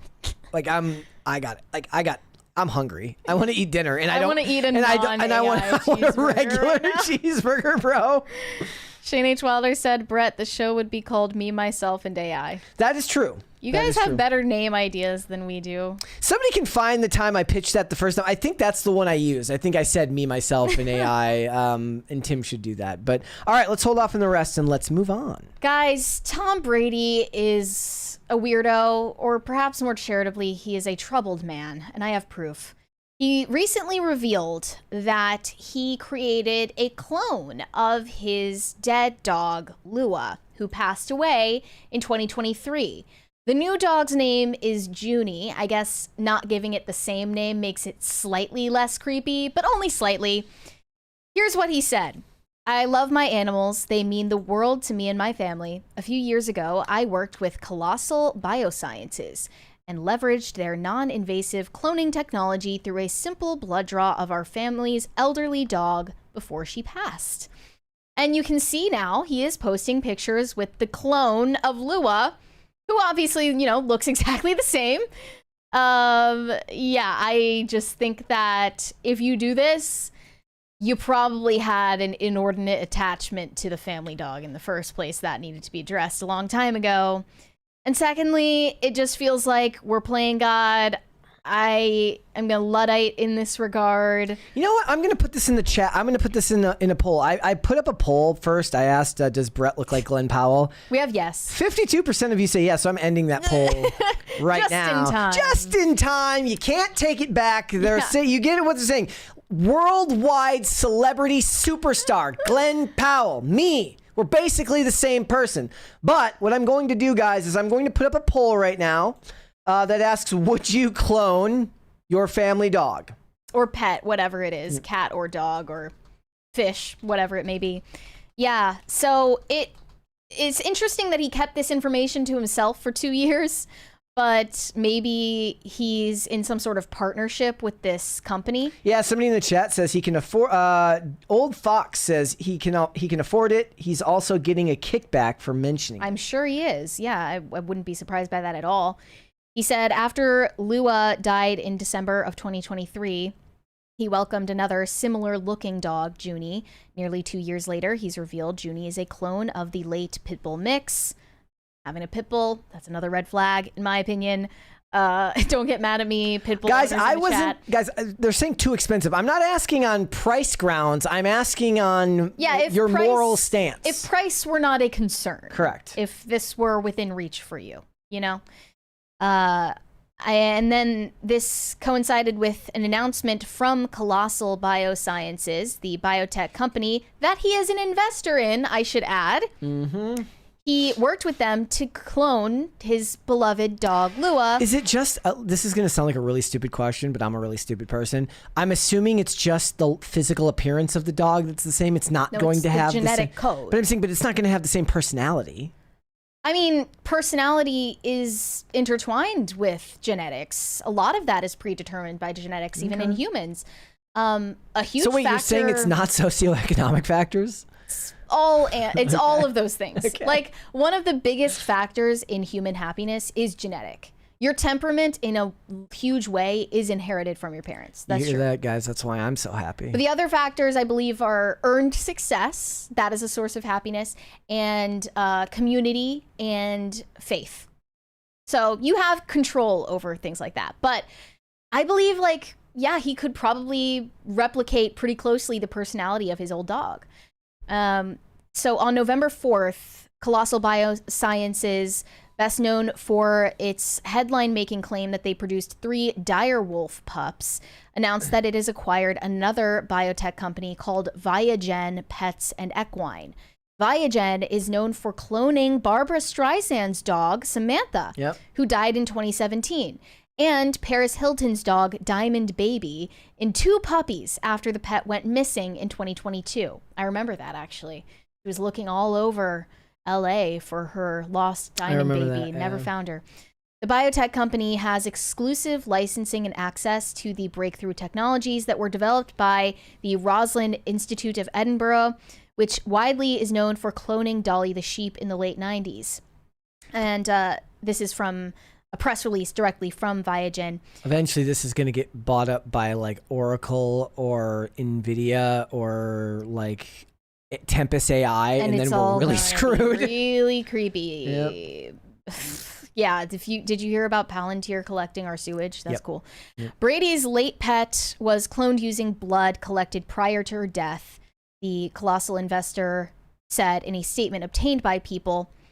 The company gave his family, quote, a second chance with a clone of our beloved dog. He added that he is excited how Colossal and Viagen's tech together can help both families losing their beloved pets while helping to save endangered species. We got a 20 there from Corey Anderson. Let me see if I can find that here. I don't see it here. He says, rich, I got it. Rich people will clone their kids that pass too soon. I could see John Travolta cloning Jet when he passed due to the heartache. As a father, I could understand wanting to do that. However, as a Christian, I would never do it. Yeah, people will have more lenient standards, though, when it comes to animals, just because of our natural... I mean, we naturally delineate between human nature and other animals. Yes. We understand the difference. But it's a slippery slope, just like many things. Relevant, again, to the conversation last night about slippery slopes. I think this is a way to start normalizing the whole idea of using this technology in the civilian population before it enters into the sphere of human genetic code. Yeah. We're already at the stage of designer babies. Like, we are past the stage of designer babies.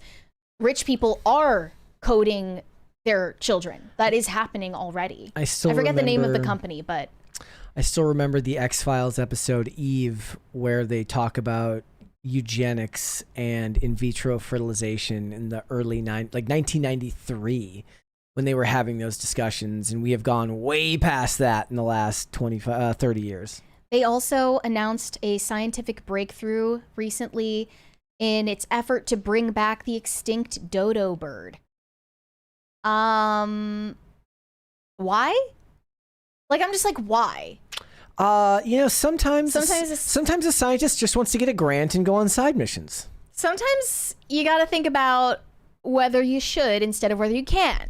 That's all I'm trying to point out. That's what they said in Jurassic Park. And it also feels like a weird way to hold on to his lost marriage because they had this dog together as a couple.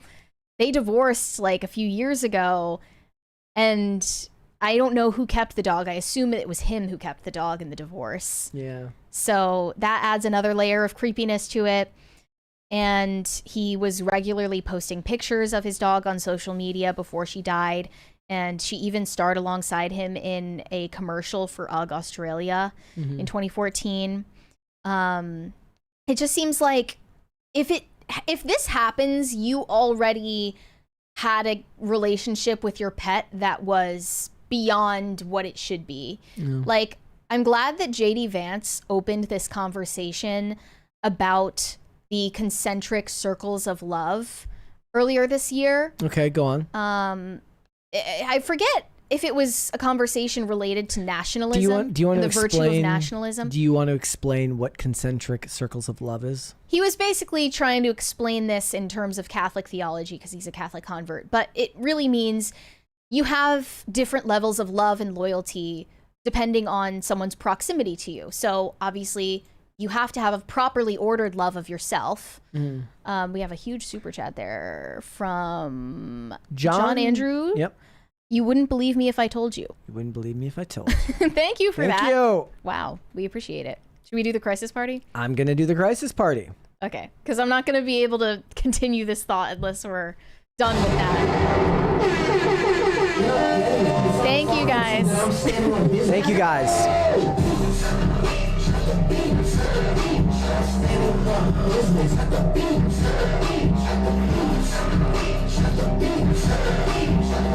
All right. So anyway, long and short of it, you have a properly ordered love of yourself, followed by the love of your family members, your immediate family, that follows by your extended family, then your larger local community. Hold, please.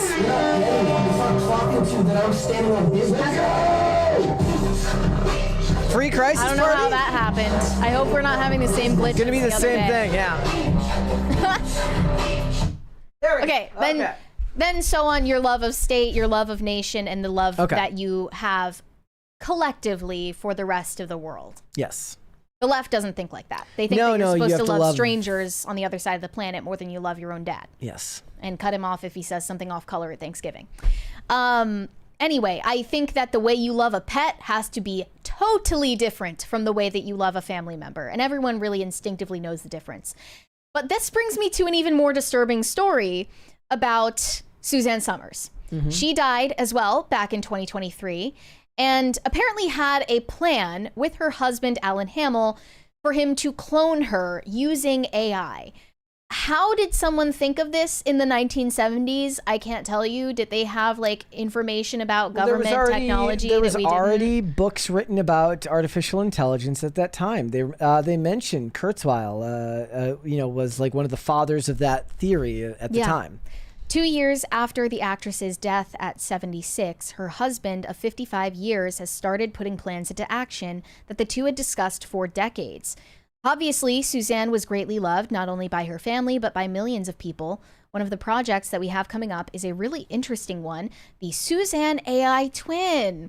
He shared a demo of the AI at a conference earlier this year. To him, the project is perfect.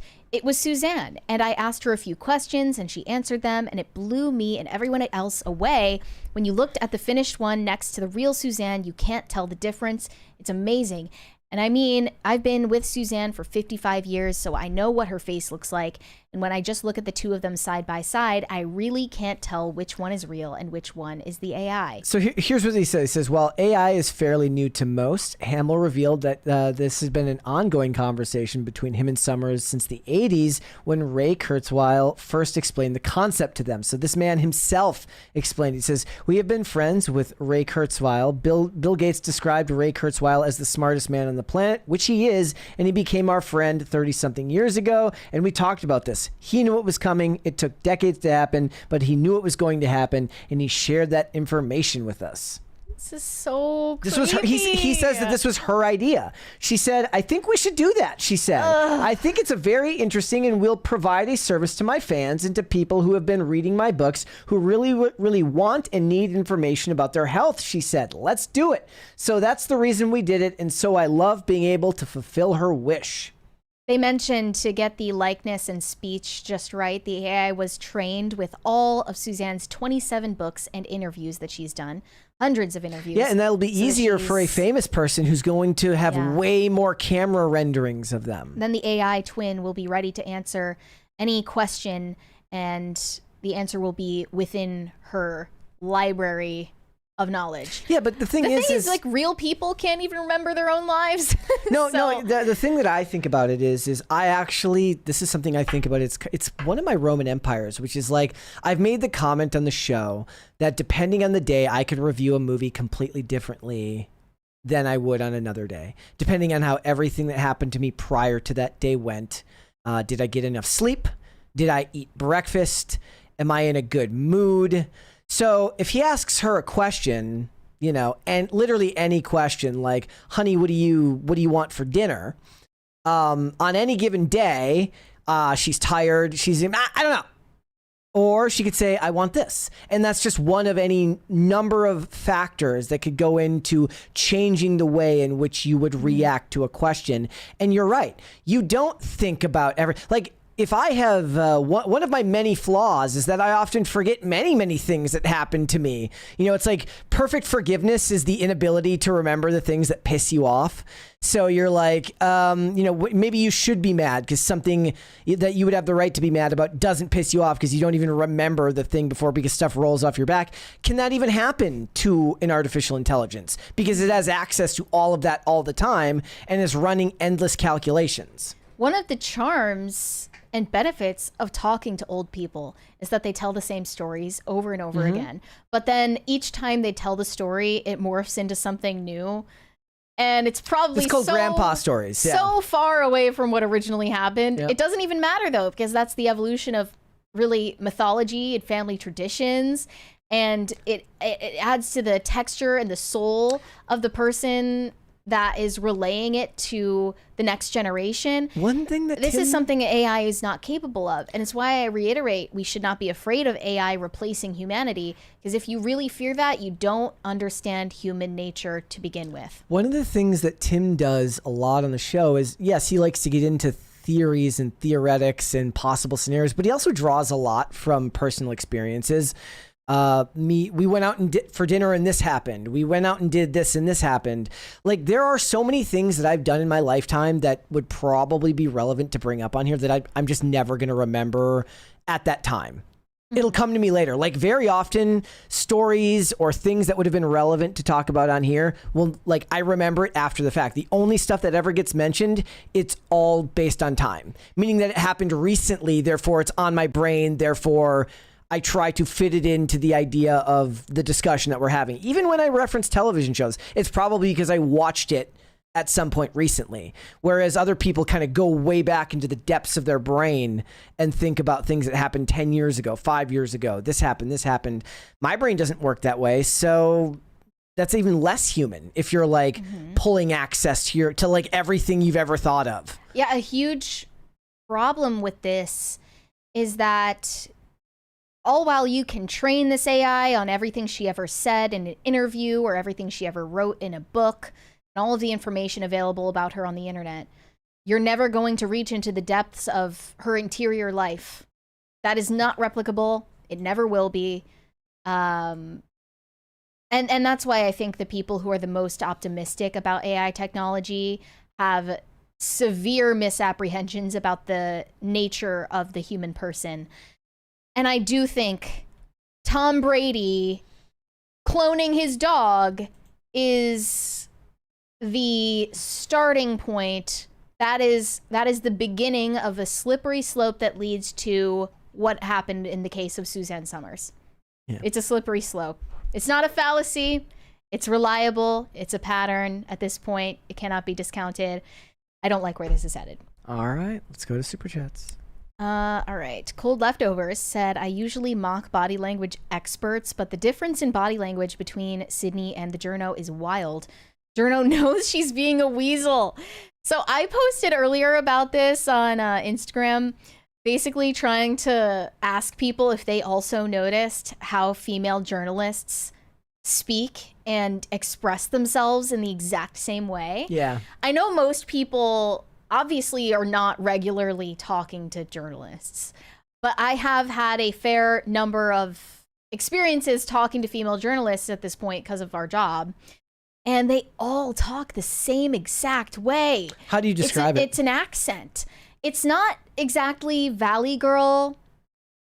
It's reminiscent of that. There's a lot of vocal fry. They take many pregnant pauses in the middle of their phrases. As if to like analyze how to phrase it because they know they're trying to get one over on you. Right. Yeah. And also they seem to want you to think that they haven't premeditated what they're going to ask you. Yeah. But of course they have. But that's their job. Like, it's weird I know that you it's think part of the job, no, but I'm saying like, it's grossed weird out by it. It's weird that you would try to hide it when we know. I guess they're taking advantage of the people that don't. Because they think that we're stupid. Yep. That is the truth. And a lot of people they interview, I'm sure, are stupid and naive and don't know that. But I have noticed they all talk the exact same way. They all have like this affect of the journalist in the video where she's like looking at Sydney like this. Mm-hmm. And I just wanted to give you an opportunity to like speak on that. Do you want to explain yourself? Like, I mean, obviously, I don't agree with those people. I don't agree with what they were saying about you being a Nazi. I mean, I just think like it would be such a shame if anybody boycotted your movie over it. So I was just wanting to give you the platform to talk about that. Like as if Sydney Sweeney needs any media outlet. She's like, have you seen my platform? My follower count? Like I could just go post it on social media. She has a platform. If she wanted to say something, she would have said it already. Yep. Okay? They still like think that they're so slick. And it's honestly amusing to me at this point. Like it's funny that they think that they're getting one over on you. Yeah. I, however, am not falling for it. APK779 said, Chinese, did Renner leave his Coca-Cola unattended around her? I mean, it appeared that he was drunk in that photo. He did have a glass of wine next to him. Yep. And her claim was that she saw him down an entire bottle of wine that day. I mean, let's face it, that's impressive. I mean, yeah. I mean, I could probably down a bottle of wine. I would be feeling it for the rest of the week, though. Yep. Yeah, I just thought that was sketchy. Eazy-E said that interview is an advertisement in itself of how good she is at sidestepping controversy. She's going to get a lot more brand deals after this. Yeah, it's really showing that she is a strength for whatever brand works with her because they don't need to worry about her tarnishing them. Yeah. You know, when the media is working overtime to amplify the controversy, she is not playing into that, which somehow makes them even more angry. Yeah. I don't know what people were hoping to hear. Like, I didn't know that people were saying that I'm a eugenicist, but I'm like horrified to hear that. Are you going to boycott my movie? Like, what were you expecting? Like, that's obviously not going to happen. Pop Culture Junkie said, I find it to be an odd coincidence that the character of Alvin Kurtzweil was a minor villain in the X-Files who was an OBGYN. He was, Kurtzweil, if I remember, was the guy, was that the one that Martin Landau played in the movie who like wrote books on like alien conspiracies and was also an OBGYN? And in the movie, if I remember correctly, they tried to like discredit him by saying that he was selling CP. Oh. Like that was what they used as like he basically like laughs it up. He's like, oh, those like bullish CP allegations. Like, how could you believe that? That was in the movie. Yeah. In the movie. Yeah. In the first movie. That he was falsely accused? I mean, they never answer whether, I'm assuming, yeah, the idea is that like to discredit his very real books about aliens, that they had to accuse him of having CP on his home computer. Yeah. I think a lot of people have similar theories about Michael Jackson. With his movie coming out. Yeah, you praised the trailer. Yes, what do you think? It's very, I mean, I'm not going to see it. I don't, like, I like good trailers, but I am never going to go watch, like, biopics. I hate biopics. Never? So, never. If I was going to, I would... anyone that you would watch a biopic of? If I was going to, I would have gone to, it would have been when they were making the ones on, like, Tupac and Biggie. Those were the ones I would have gone and seen, or NWA. Okay. But no, I don't care. I think I'm inherently more interested in biopics because I'm a woman, but yeah, even then, it's a tough sell. Corey Anderson said white wine, red wine, or margaritas. Well, Brett doesn't drink. Yep. If you did, which one would you choose? None of those. What was your drink of choice before you quit drinking? I would have drank like beer or like whiskey. Oh, okay. Yeah. I like some whiskey. It was Martin Landau, by the way, who played Kurtzweil in the X-Files movie. I was right. I'm not a fan of beer, ever. Literally ever. Not a beer girl. I drink white wine. Margaritas are way too sweet. I have to, like, order every drink. Like, don't put sugar in this or around the rim. Don't put syrup in it. Because it makes me feel like sick. It's gross. Yeah. I just perfected my Starbucks order, guys. This is like a monumentous. Yes, she was telling me about it earlier. Yeah, I've been toying with different like Starbucks orders for months at this point, trying to figure out what's the perfect ratio. And I figured it out finally. I'm gonna gatekeep it actually. Unless somebody asks what it is, I'm gonna gatekeep it because it's actually I might be cracking the code of like the perfect Starbucks drink. And it is $7, mind you.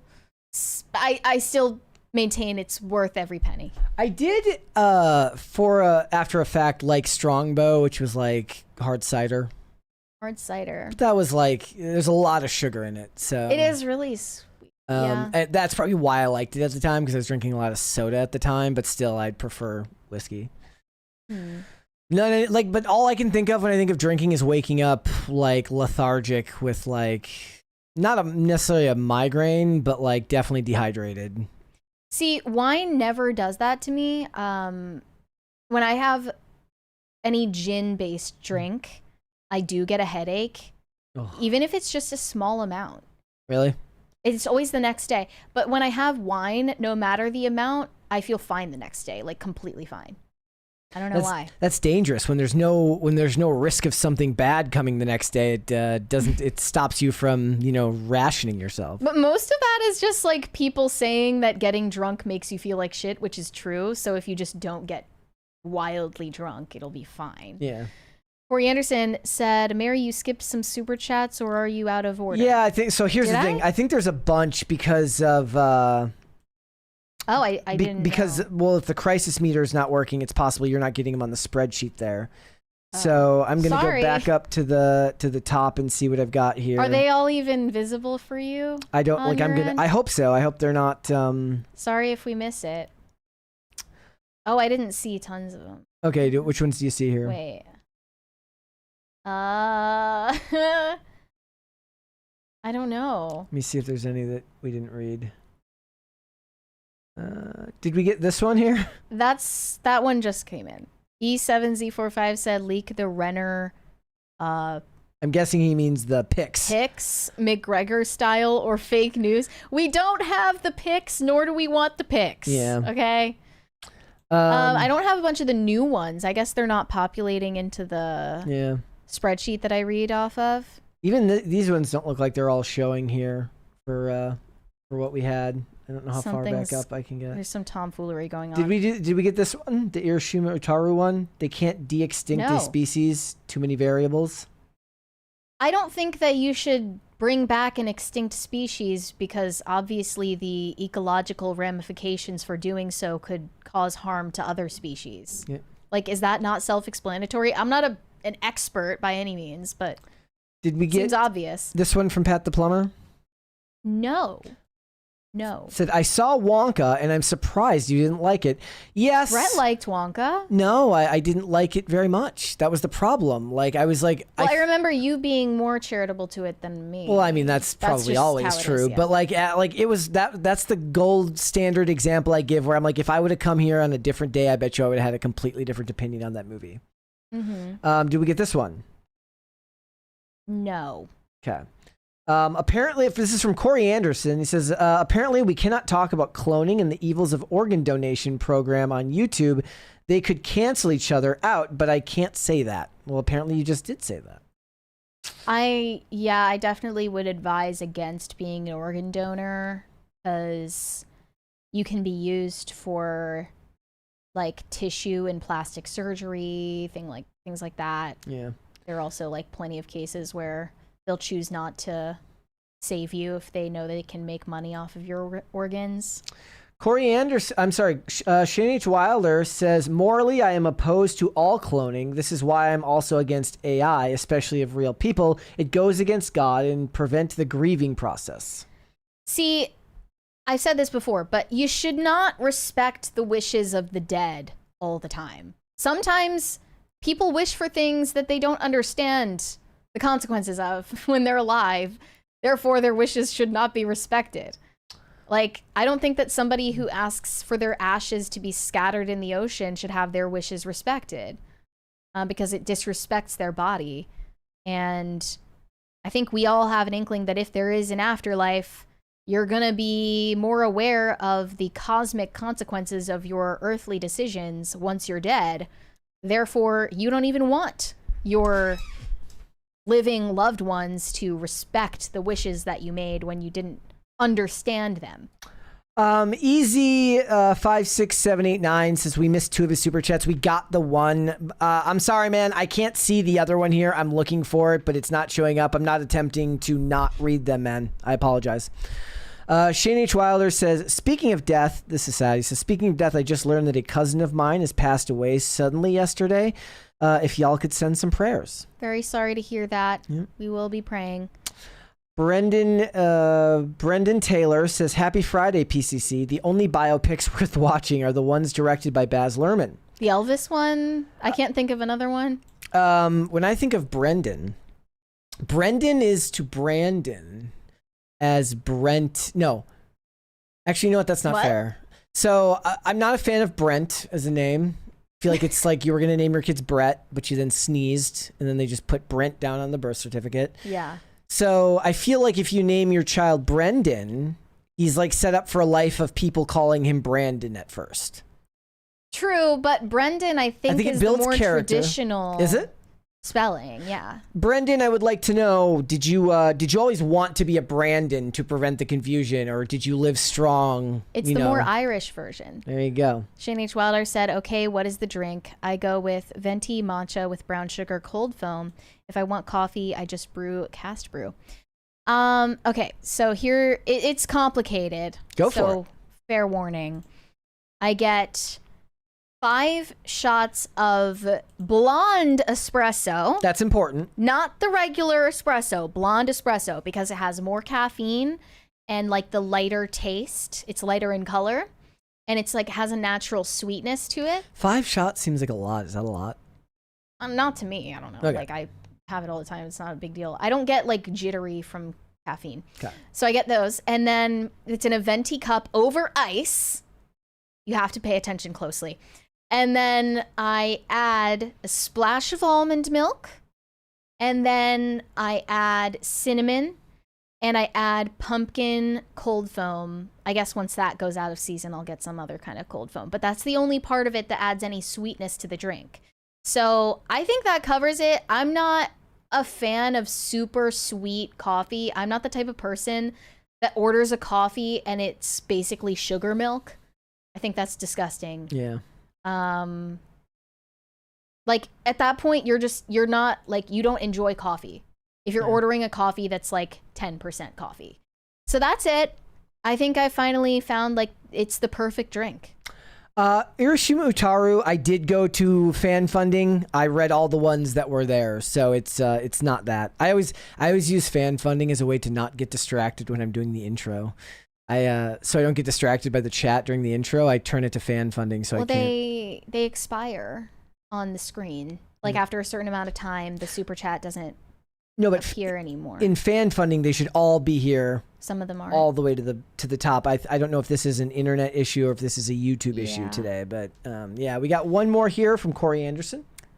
All ideas are given by God. What you do with the ideas is what goes against God. Do not create life, but if you are saving life with cloning, is this acceptable?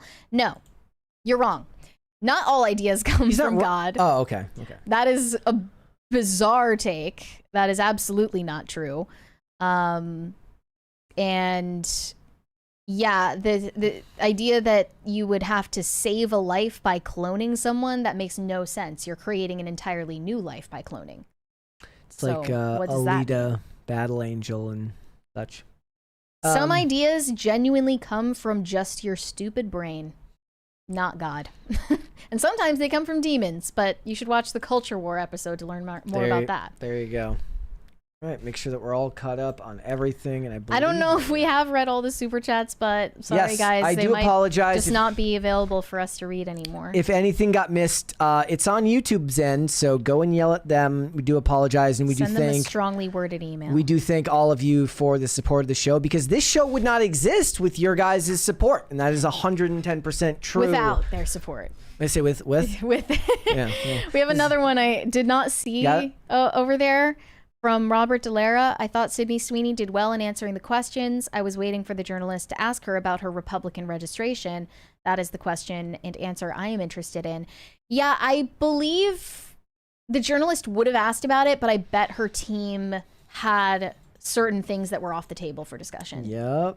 100%. So that was not going to be brought up.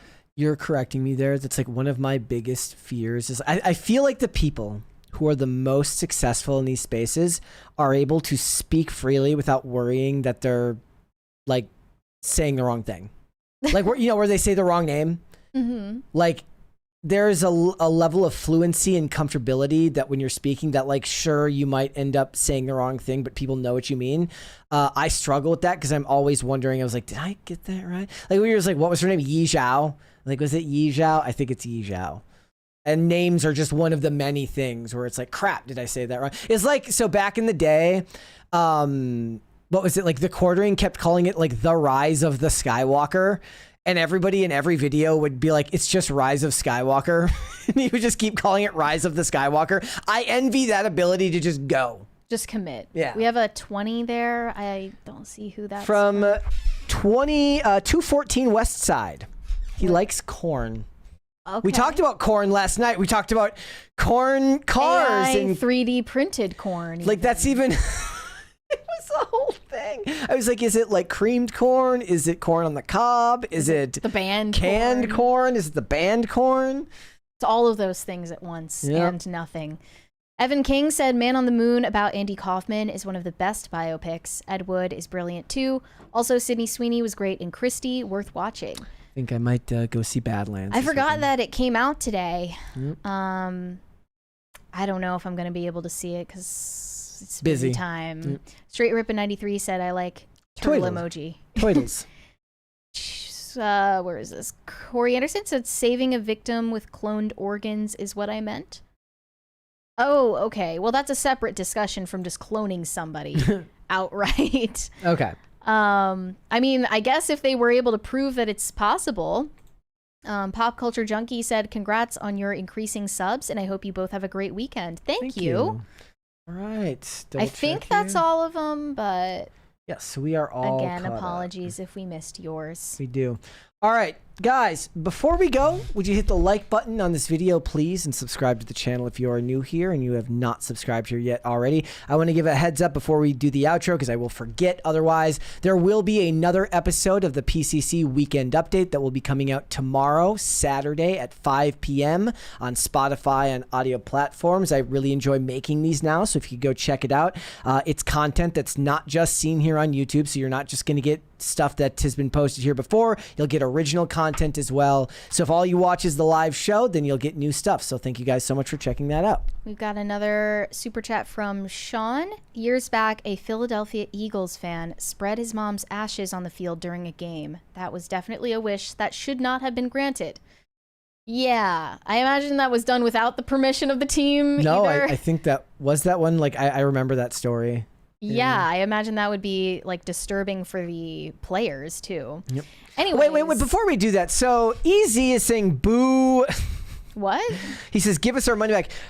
Easy, before we go, just type out what the super chat was, and I will read, and we will read it. Just copy and paste it. Lie. Yeah. Everyone's gonna lie. Well, I'm only extending that to Easy before we go. So okay, that's fair. You do the outro, and I'm gonna wait for him to say. Go head over to castbrew.com and grab yourself Mary's Ghost Blend. You can use discount code Turkey20 for 20% off for Thanksgiving.